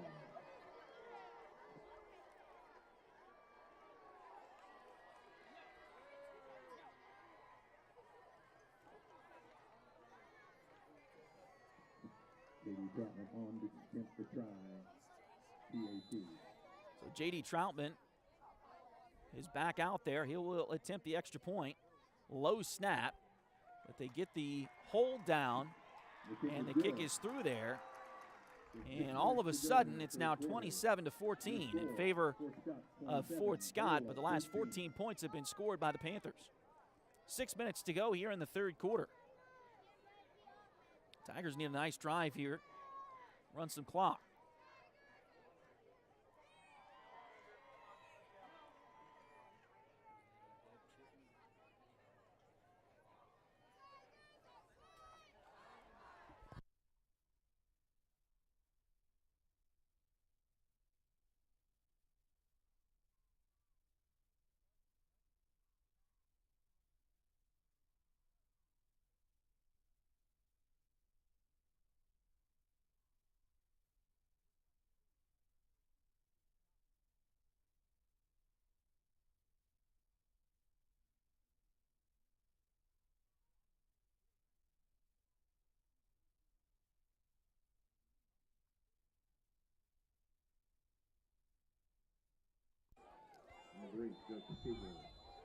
So another kickoff here for the Panthers.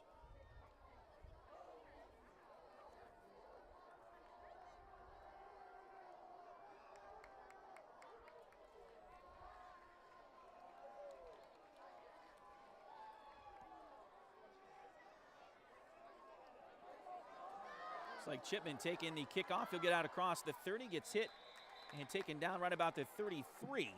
So that's where Fort Scott will start this next possession. 5:55 left to go in the third quarter.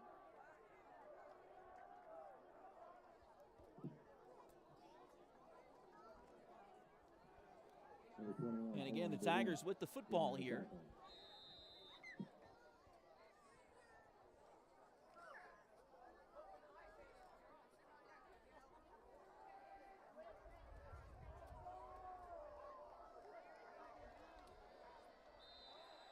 First play on this drive, and it's a handoff to Colton Rogers. He got a yard, maybe two. So it'll be second down and 8. And if Fort Scott can't get a couple of first downs on this drive and move the ball and take some time off the clock, things are going to get really tight on this near sideline as the Paola Panthers are going to get some major momentum if they can stop Fort Scott again here. Tigers need to focus. Move the ball like they did in the first half. They moved it very well in that first half. Scored 4 touchdowns on 4 drives. Handoff goes to Colton again up the middle, and not much there, maybe a yard. It'll be third down and about 7.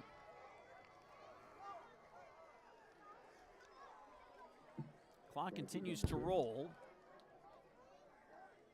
Now inside of 5 minutes to go in the third quarter. But again, plenty of time left.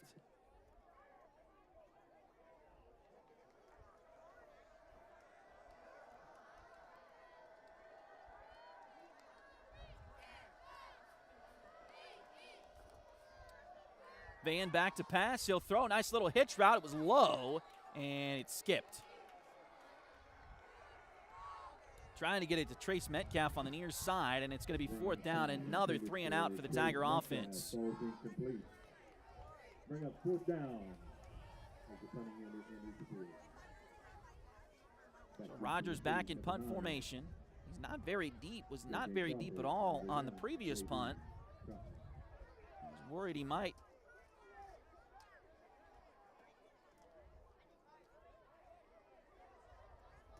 Worried he might not be able to get it over the line, but he did.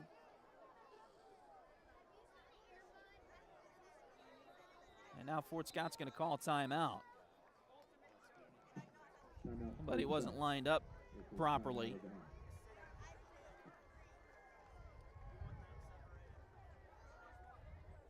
So 4:32 to go here in the third quarter. And for as much as it was all Fort Scott in the first 2 quarters, it has been all Paola here in the third. Tigers trying to regain a little bit of momentum, but they're going to have to get another stop on defense here as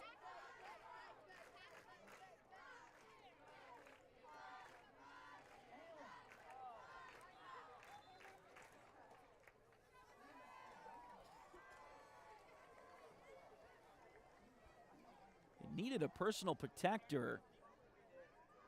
And again, this is just their second punt of the night. They needed a personal protector. They ran somebody on late, and that was the confusion because I'm not sure that it was the player that was supposed to be in there. But anyway, here's the punt, and nice kick by Colton, and it's going to take a Fort Scott roll inside the 30. And we'll see where they spot it, but it's going to be right about the 27, 28-yard line. So a nice kick there from Colton. So Paola takes over. 4:26 to go here in the third quarter. And the Tigers led this at halftime 27-0. The Panthers have come back with 14 straight here in the third.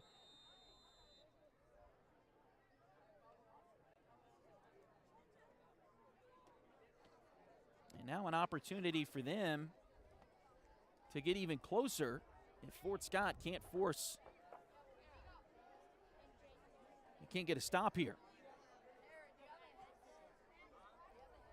Again, Blake Koslow under center. He's going to pitch it back to Troutman. He'll set back to pass. Throws it near side. It's short, and it's intercepted, I believe. Let's see. Thought the official was reaching for the flag. He was reaching for the beanbaggy that says there's been a turnover. So a nice interception by Dub Chipman.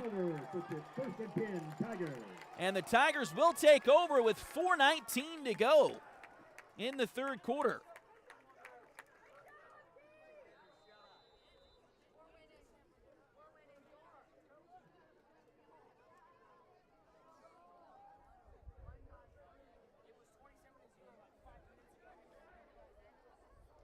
So now we'll see if Fort Scott can use it. They got a turnover in the first half, turned it into 6 points. We'll see if they can do that again here on this possession. First down and 10, Fort Scott. Ball just outside of the 50-yard line. Nice little pitch to Shaw. He'll come to the near side, gets taken down. He got it across the 50 to the 49, so a pickup of about 4 on the play.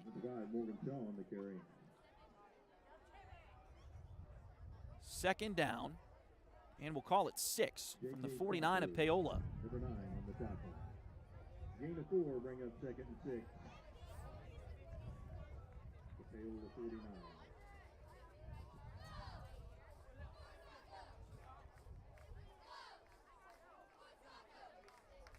Lennox keeps it himself around the right side, gets through a couple of tacklers, finally gets brought down around the 40, but that'll be enough for a Tiger first down. Quarterback follow, picked up enough yardage for a Tiger first down.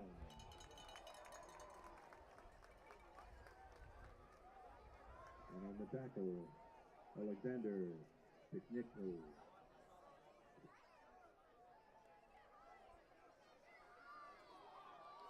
So first down and 10 for the Tigers. Clock rolling. Coming up on 3:15 to play here in the third quarter. Play clock down to 8. Tigers get the play. And Lennox will keep it around the left side. And almost looked like he was hoping there would be somebody to pitch it to. And there wasn't, so he dove forward, got back to the line of scrimmage. Maybe, yeah, they put it, yeah, give him no gain on the play. So second down and 10 for the Tigers.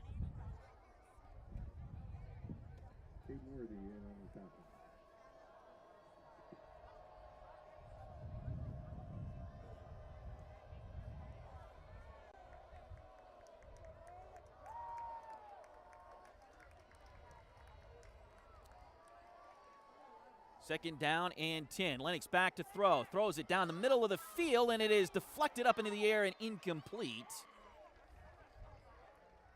He was trying to get that, looked like Metcalf there was the intended receiver. Good bracket coverage by the Paola defense there. The ball deflected away. Third down and 10. Fort Scott really needs this first down here. They'd love to keep this ball into the fourth quarter if possible.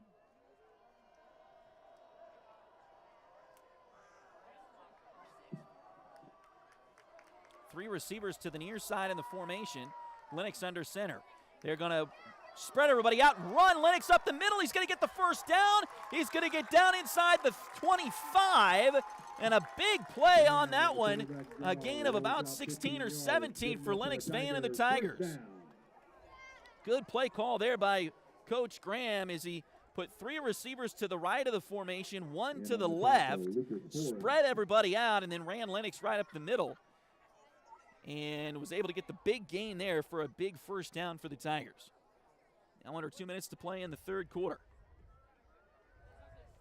Fort Scott back to two receivers, actually three, two to the near side. Dirks Kegler right near the sideline. They'll pitch it out here to Shaw.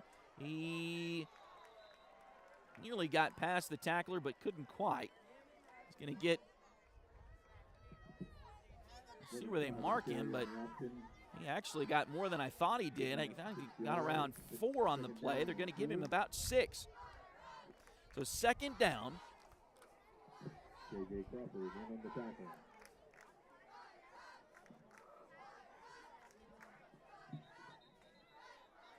Now we got a whistle here. It looks like an injury timeout for Paola. Somebody else is down on the field. And this looks like our first cramp of the evening. We've really been pretty good with that here so far tonight. You usually see that a lot in the first couple of weeks of the season.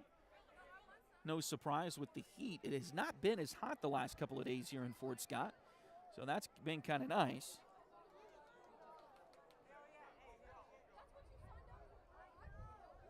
Right around the mid-60s right now, which is unseasonably cool for the weekend after Labor Day. Very pleasant, not complaining at all.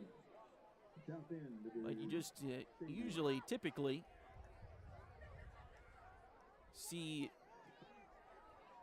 a lot more heat issues early on in the season. We have not seen that tonight so far, but again, looks like a cramp now.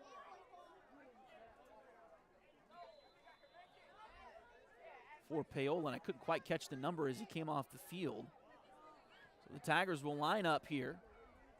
Handoff goes to Chipman out to the left side, and he will get down inside the 10. That's going to be enough for a first down. As the clock will stop for a moment to move the chains, but then we'll start again. It's going to be first and goal. They'll put it right at the 10. So a nice gain there by Chipman. The Tigers might have two more plays before the end of the quarter. We'll see. They're letting that clock run down here as far as they can. The play clock down to 10 now. They'll get up to the line. Play clock at 3, now 2. Now they'll snap it, pitch it to Shaw around the right side. He's going to get around the end. He reaches for the end zone. Can't quite get there, though.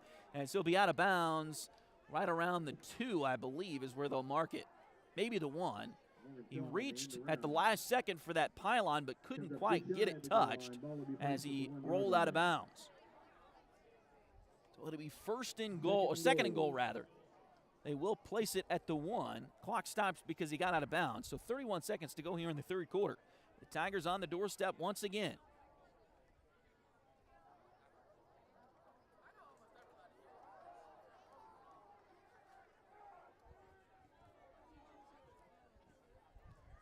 Snap it, and I think Lennox kept it that time and got in the end zone. Touchdown, Fort Scott Tigers. Touchdown, Lennox Van. I believe that's Lennox's third touchdown on the night. He's also thrown for a 2-point conversion this evening. And they may try for another 2-pointer here, as it is 33-14.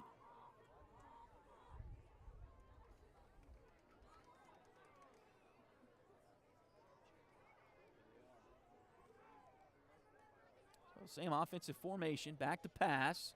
Lennox steps up, throws it over the middle, and it's good.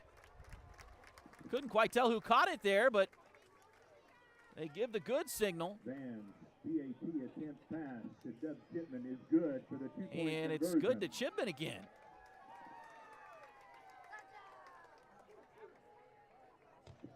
So that'll make it 35-14 after the 2-point conversion. With 28 seconds left to go in the third quarter.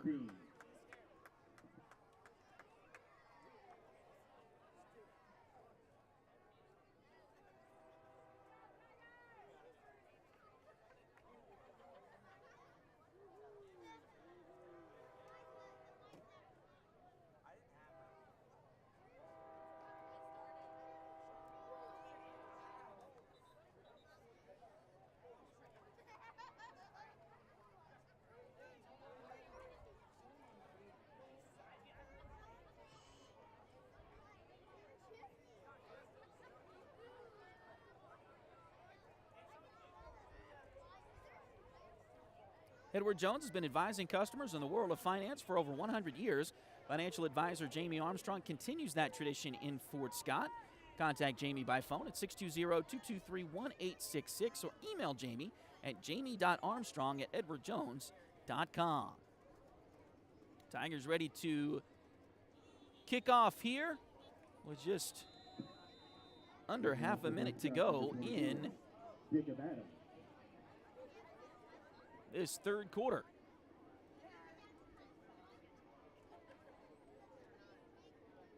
And he'll try a squib kick here.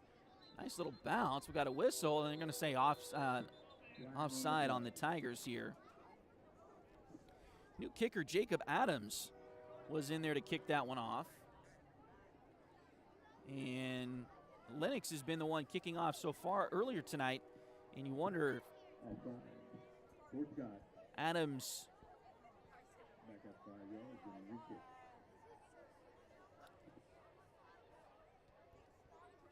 his approach maybe isn't quite the same speed as Lennox, and so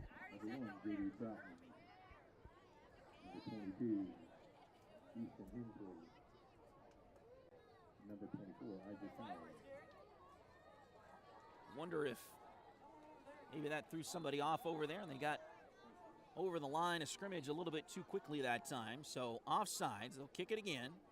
5 yards back this time. This one a little bit more of a line drive. Picked up there on the bounce and taken down.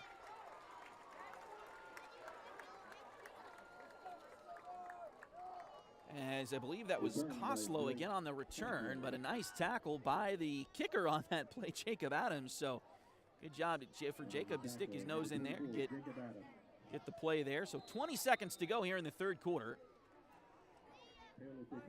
Tigers with a 35-14 lead and a 27-0 advantage at halftime. Paola scored 2 straight touchdowns early in this third quarter, and then Fort Scott here near the end of the quarter puts another one on the board for themselves. J.D. Troutman running around the right side. He'll get near the 50.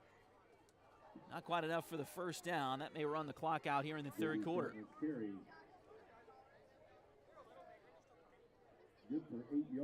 And it looks like they will run the third quarter clock out. That ends the third quarter. As we head into our fourth and final quarter, your score, Fort Scott 35, Paola 14.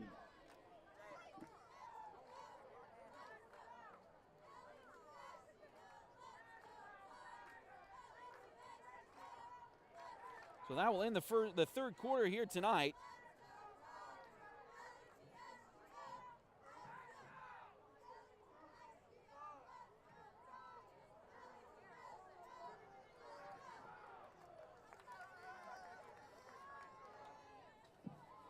So your score at the end of 3, Fort Scott 35 and Paola 14. Become a finalist and win a massive 5G home field makeover. Take the community effort and involvement, and we need you on Instagram. Go to the Fort Scott High School Instagram page and like and share the Friday Night Lights post.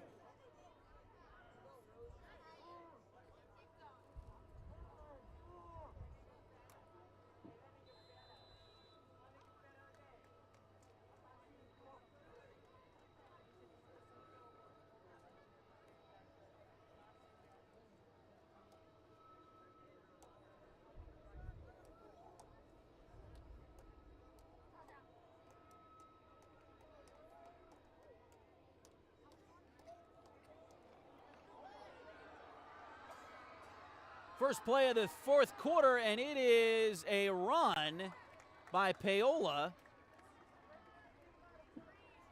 Number 9, J.J. Crawford, with a long run, taking the ball down to the 4-yard line.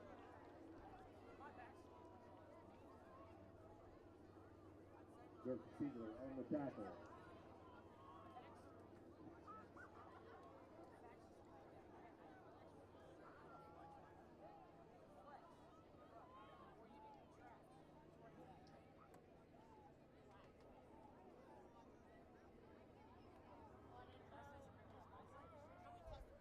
So big play there for Paola. They'll get it down. And they'll take it down to the 7. Troutman on the carry, takes the ball down to the 2-yard line.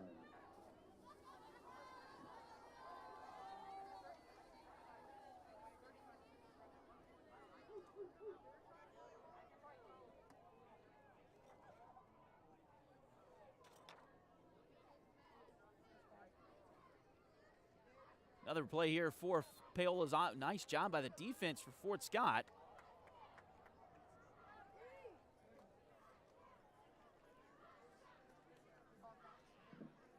Touchdown the keeper.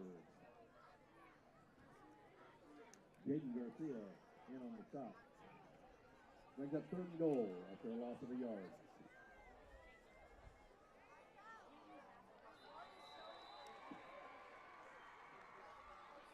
And there's a around the end for touchdown, Paola. Touchdown for Paola.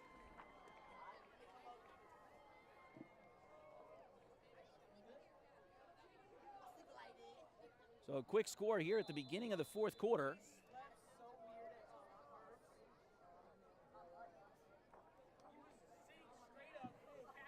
And they attempt the extra point. Number 36, David Mercer.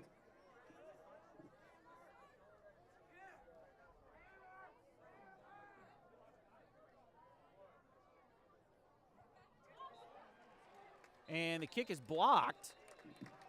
The PAT attempt is blocked.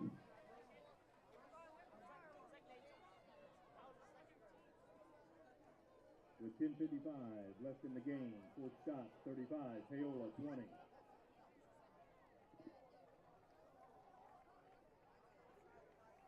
So 35-20 with 10:55 left to go.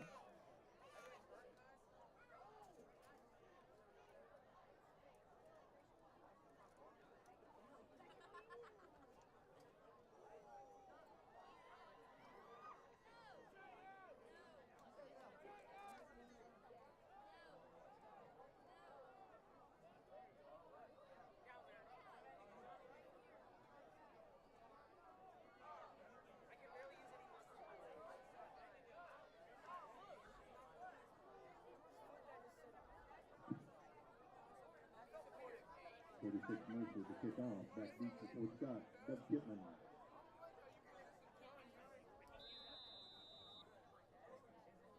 Morgan Charles and Joseph Siegel.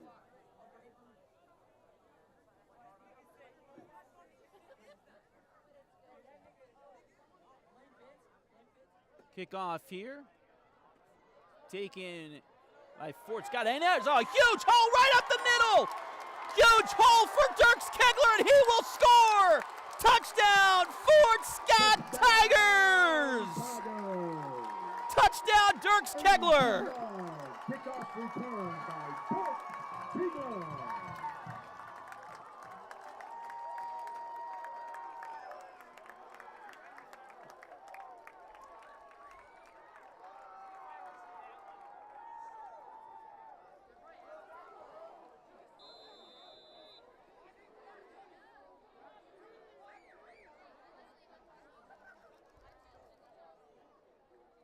So a quick score here for the Tigers on the kickoff.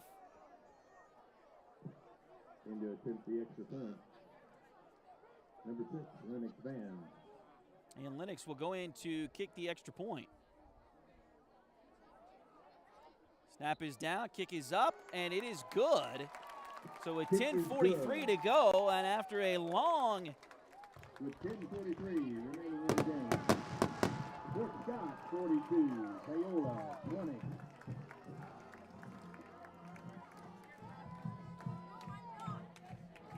A long kickoff return. The Tigers get the score and now lead at 42-20.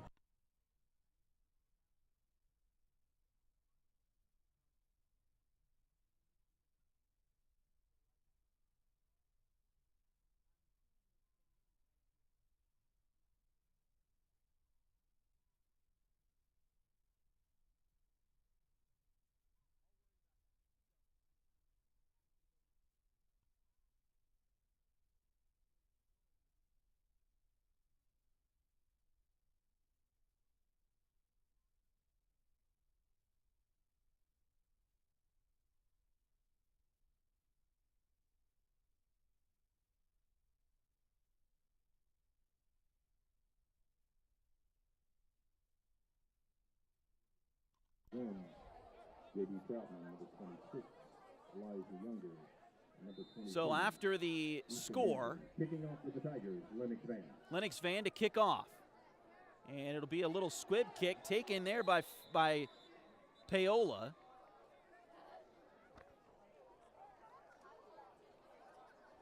Ball recovered by Paola.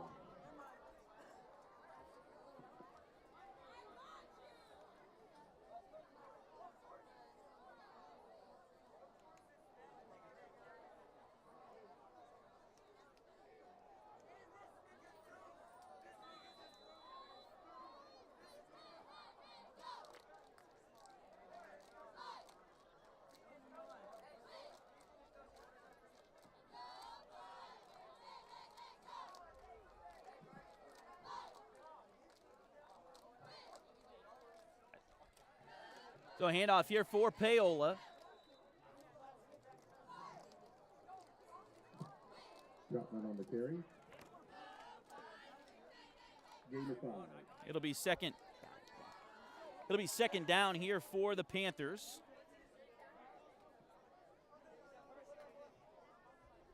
Second and about 5. Ball right near the 50. Ran out of bounds by number 5, Morgan Shaw. Morgan Shaw on the stop for the Tigers. And again, they got out of bounds, so clock stops. 10:37 left to go, 42-20. We'll get that scoreboard updated in just a few moments here for you. And handoff, like the quarterback was trying to take it from the back, and he wasn't giving it up. So no gain on the play.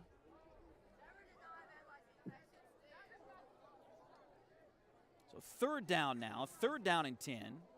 Or excuse me, third down and 5. On the carry. And again, ball right at the 50-yard line.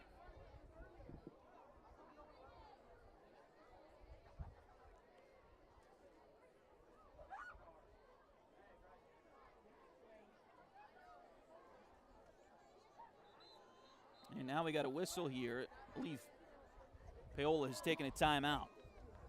Timeout. Paola, their second timeout of the half. That was their third timeout of the half.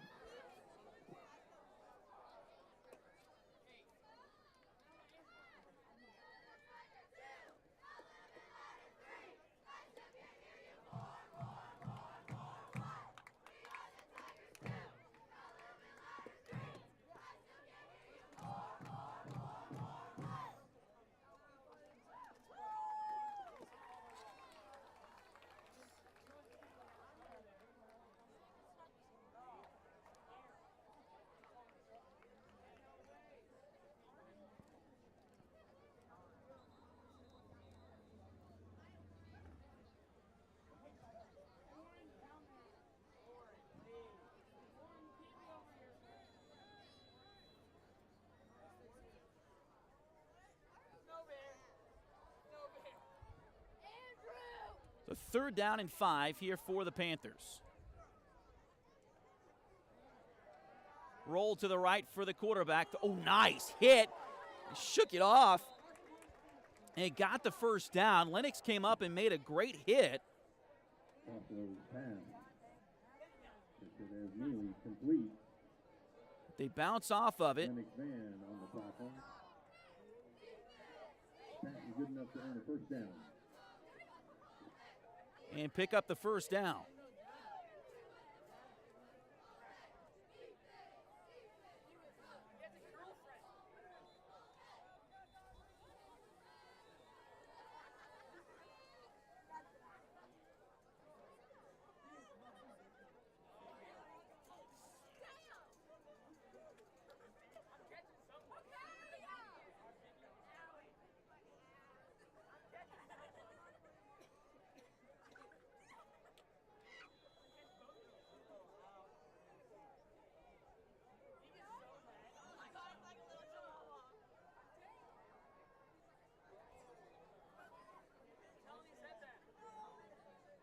Quarterback out of the pistol formation. He'll take the snap, go to the left for Paola. Gets taken down. That's Koslow once again. Top one on the carry. Tackle made by Casey Gross.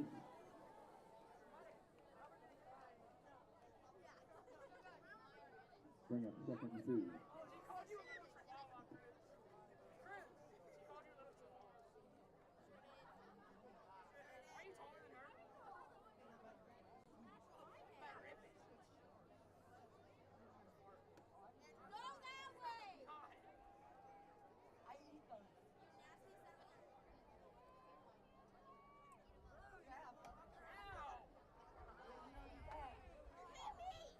Pass to the near side for Paola. Nice defense by the Tigers, incomplete. Costello's pass intended for Jason. As it's a tie on the defense there. No, dub on the defense. So Chipman with the nearly offensive pass interference on Paola that time, but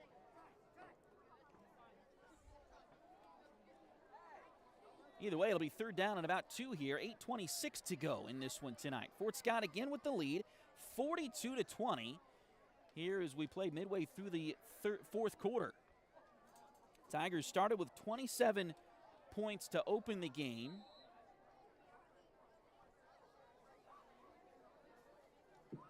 Timeout, Paola. That is their final timeout. And Paola takes their final timeout here. Trying to get something going here to make another run at the Tigers. Again, Fort Scott scored the first 27 points of the game.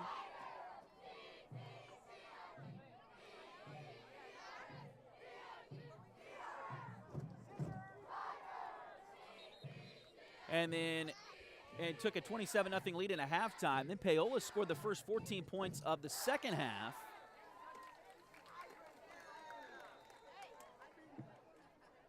Third and 2. And cut it to 2 scores. Then the teams have traded touchdowns again, and the Tigers lead at 42-20. Here's a handoff to Troutman left side. He'll get the first down. But not a lot more than that. He'll get down to the 30 before he stopped.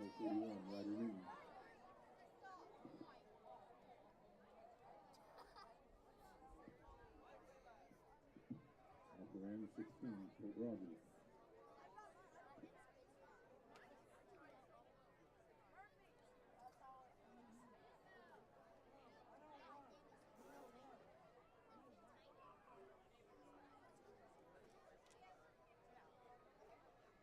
Pitch bobbled there by Troutman, but he does get a handle on it and then gets taken down. A big gain on first down for Troutman. And it's enough for the first down.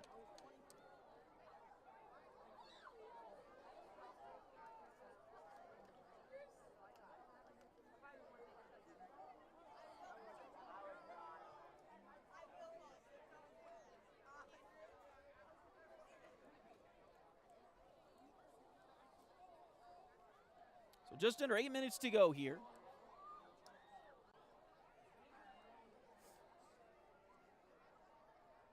Costello will keep it around the left side. He'll get through the defense and will get down just shy of the goal line. Costello on the carry.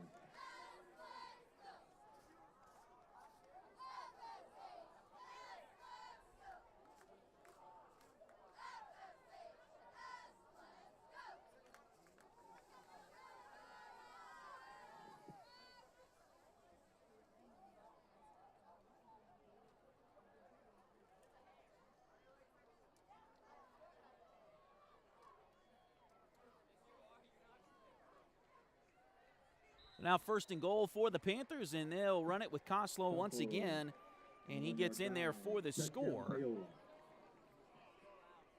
And that'll make it 42-26.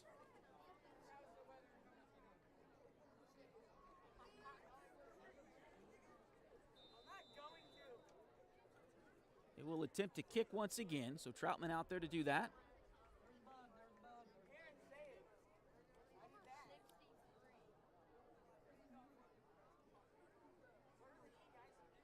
And nearly blocked again off the edge by Fort Scott. Troutman did get it through that time, so it is 42-27. With 7:15 left in the game, your score, Fort Scott 42, Paola 27.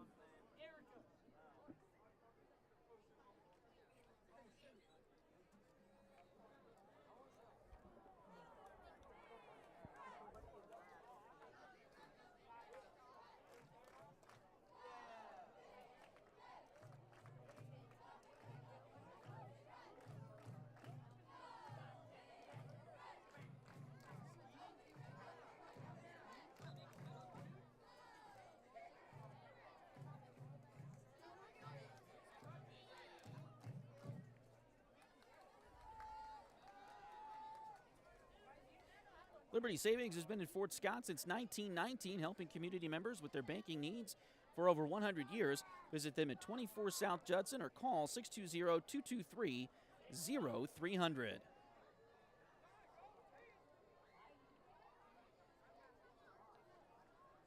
Fort Scott with the lead, 42-27. And J.D. Troutman on to kick off again. Kicking off the Paola, number 1, J.D. Troutman.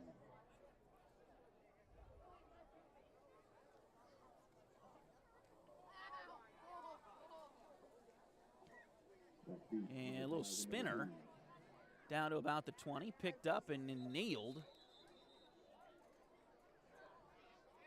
by the Tigers. Looks like Shaw's the one returning on that one. 7:14 to go. Fort Scott again leading by 2 touchdowns over the Panthers of Paola. Again, Fort Scott travels to Parsons next Friday night. We'll have that one for you here as well on Duckbait TV. And then a trip to Independence in week 3. It's back home after that for 2 straight home games. Pittsburgh on September 27th. And then homecoming against Labette County on October 4th. And then, of course, travel to Chanute October 11th. They host Circle in a non-conference game on October 18th.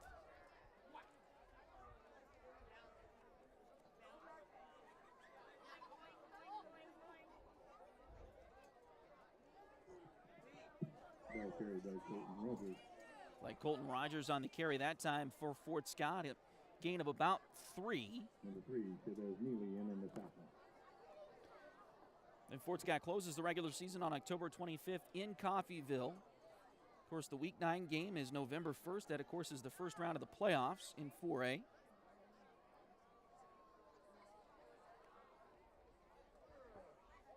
A pitch here to the near side. Dub Chipman takes it. He's going to get down the field. He got the first down and taken down.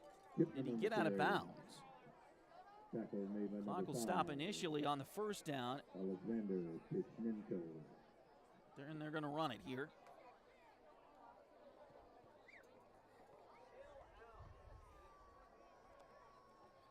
Fort Scott will also have a tough 4A East once again,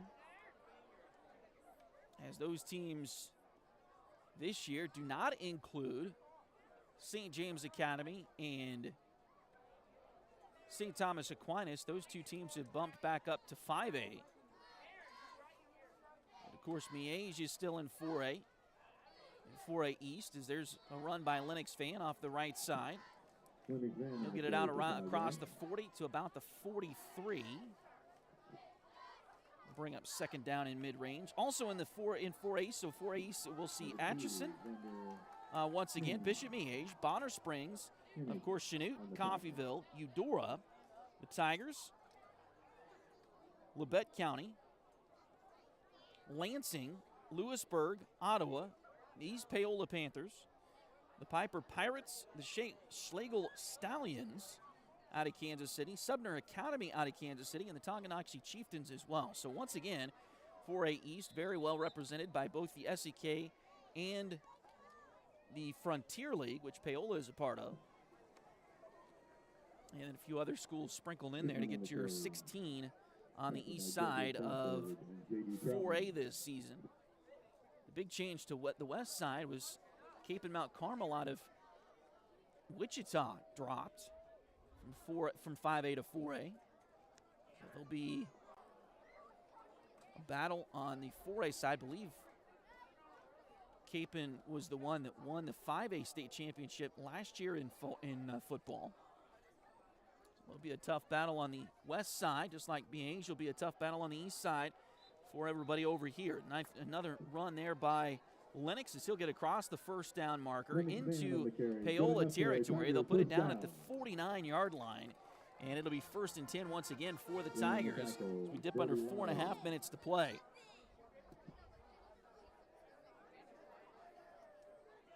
Of course, the SEK for football, just 5 schools, Pittsburgh and Parsons, not a part of the league in football.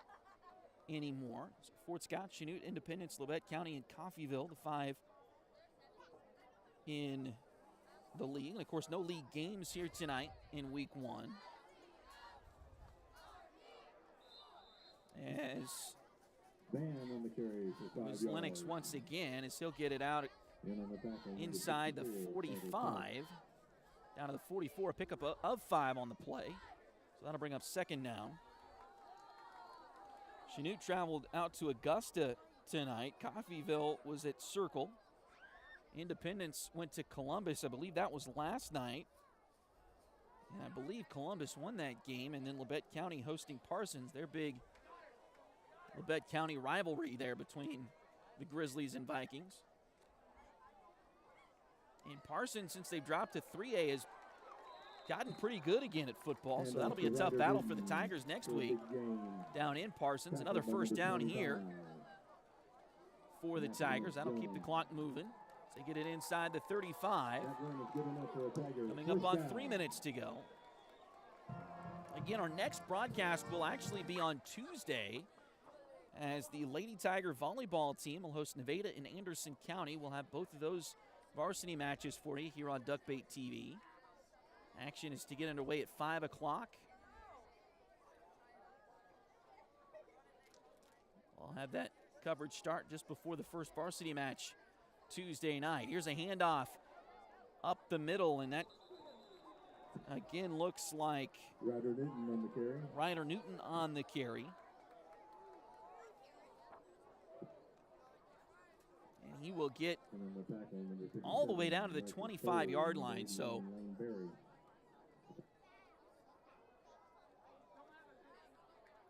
it'll be 2nd and 1 here for the Tigers.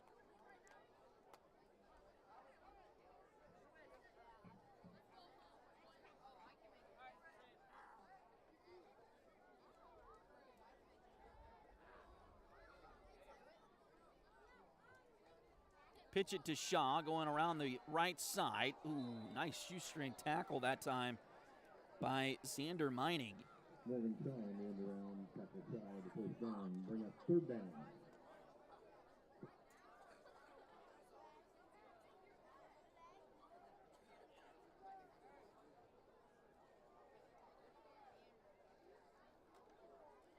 So no gain on the play by Shaw. Trying to make a cutback there. He got his feet taken out from under him by Meining. It'll be 3rd down and 1. Handoff goes to Newton. Once again, right up the middle. And he has enough for the first down. A pickup of about 5 on the play. Fort Scott is trying to run the clock out here. Down to a minute 15. They could, as Paola is out of timeouts, they could just take 3 knees at this point. Maybe even just 2, depending on how quickly they snap it on this play. We're under 60 seconds to go now.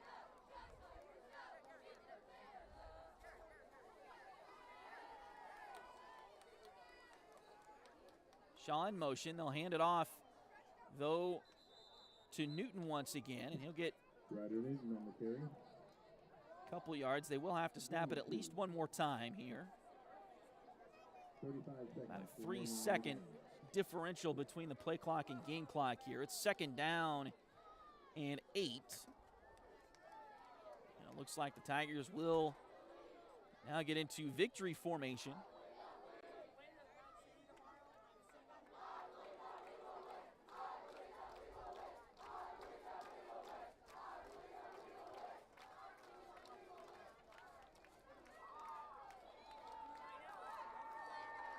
One more snap, the knee is taken, and that will be it. The Fort Scott Tigers will open the season 1-0 with an impressive 42-27 victory over the Paola Panthers. Paola, 27.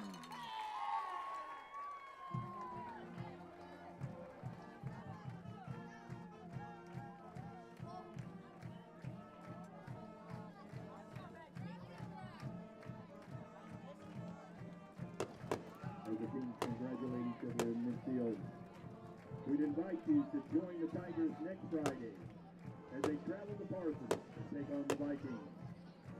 Our next home game here at Prairie Field for the Tigers will be September 27th as they host the Pittsburgh Purple Dragons.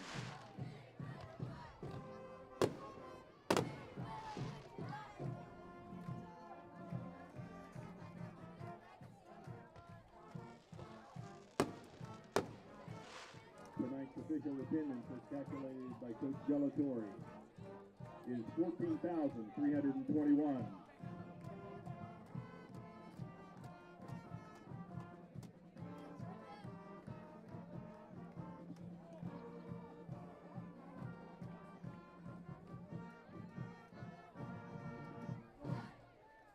Football fans, thank you for your attendance here at Prairie Field tonight. Tigers appreciate your enthusiasm with Hi, everyone, and a pleasant good evening to you wherever you may be. I am Tony Beatty back in time on UNC. Thanks for joining us here on Duck Bait TV. Hi, everyone, and a pleasant good evening to you. What a play by Fort Scott as they jumpstart their team with a big interception by Ty Marbury. Oh my goodness, he got rocked!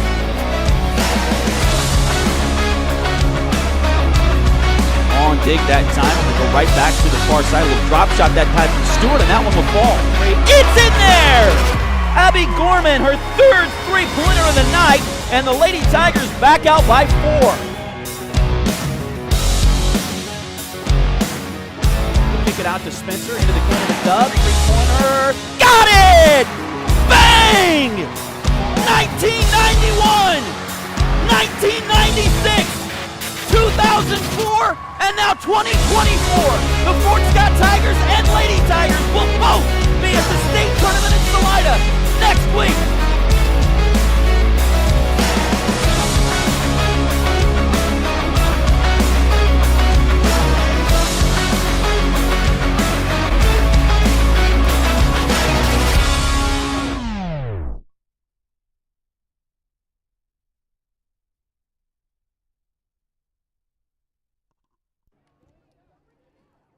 So once again, the Fort Scott Tigers with a big victory to open their 2024 campaign against the Paola Panthers. The final score 42-27. A big game here tonight for Fort Scott as they really took control early of this one. They scored on the first 4 possessions of the game for them. They also held Paola to a couple of punts, a couple of turnovers in their first possessions of the contest. Led this one 27-0 at halftime. The Panthers did come back, score the first two. They scored the first 2 touchdowns of the second half, cut it to 27-14. But then after that, Fort Scott was able to regain momentum and trade a couple of scores late with Paola. Big play from Dirks Kegler as he had a kickoff return for a touchdown.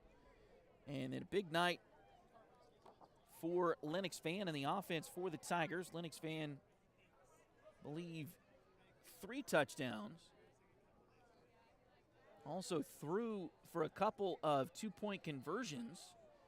And just a big game all around for the Fort Scott Tigers. So again, Fort Scott with the victory here tonight. The final score 42-27. The Tigers will travel to Parsons to take on former SCK foe, at least on the gridiron. No longer an SCK league team as Parsons is an independent school for football these days, but it'll be a nice little throwback matchup next Friday night as the Tigers will take on the Parsons Vikings in Parsons. We'll have that one for you. Game starts at 7. Coverage will start about 6:50 or so, and provided no issues next Friday with getting on and getting going. But anyway, again, a huge thanks to everybody out there for tuning in. I know we had nearly 100 viewers at one point in the second half, so very happy to see that. Very thankful to see that. So very much looking forward to this year. And again, as we mentioned earlier on, we are increasing our volleyball coverage this year. We're going to do about 20 matches or so for the Lady Tigers, and our first 2 of those will be on Tuesday night. This upcoming Tuesday, as the Lady Tigers will host Nevada and Anderson County in a tri-match there at the Tiger Dome. We'll have both varsity matches for you on Tuesday night, so tune in for that. Action starts at 5. That coverage will start right before the first varsity match on Tuesday night next week. So tune in for that as our next coverage here on Duckbait TV. But looking forward to the season, the fall season, and again, huge congratulations to Coach Graham and the Tigers for starting their season 1-0. Again, we've got some great sponsors helping us out this year. Liberty Savings here in Fort Scott. Check them out if you're interested in some banking needs. They can help you out as they have been around this community for over 100 years and will help you out if you need anything banking-wise. Again, that's Liberty Savings Association, and I'll check that out. Again, also a huge shout-out and thanks to, if I can get to the right spot here, Edward Jones financial advisor, Jamie K. Armstrong. If you're interested in getting in touch with Jamie, her phone number is 620-223-1866. You can also email Jamie at jamie.armstrong@edwardjones.com. And Jamie's just one of the nicest people in the world. So if you're interested in some financial advising, give Jamie a message, and she'll help you out there. Again, phone number for Jamie Armstrong, 223-1866. And you can also visit her or email her, jamie.armstrong@edwardjones.com. And we've got a new sponsor this year for us as Josh Regan has come on board. Huge shout out to Josh and his painting company there. As if you're interested in his services, give him a call, 620-288-6617. And if you're interested there, again, get in touch with Josh, and he'll help you out. But again, Josh, a new sponsor for us this year, and so thanks to Josh for getting in touch with us and wanting to help out. Again, if you're interested in sponsoring, we've got lots of space left for folks who want to do that. And again, to keep the broadcasts free to the viewer, we do need some sponsorship help with that. So if you're interested in checking that out, you can get us a message at either my email address. Again, that's Tony Abati, TonyAbati @gmail.com. You can also send a message to our Duckbait Media email. That's Duckbait Media, DUCKBAITMEDIA, I think I spelled that right, @gmail.com.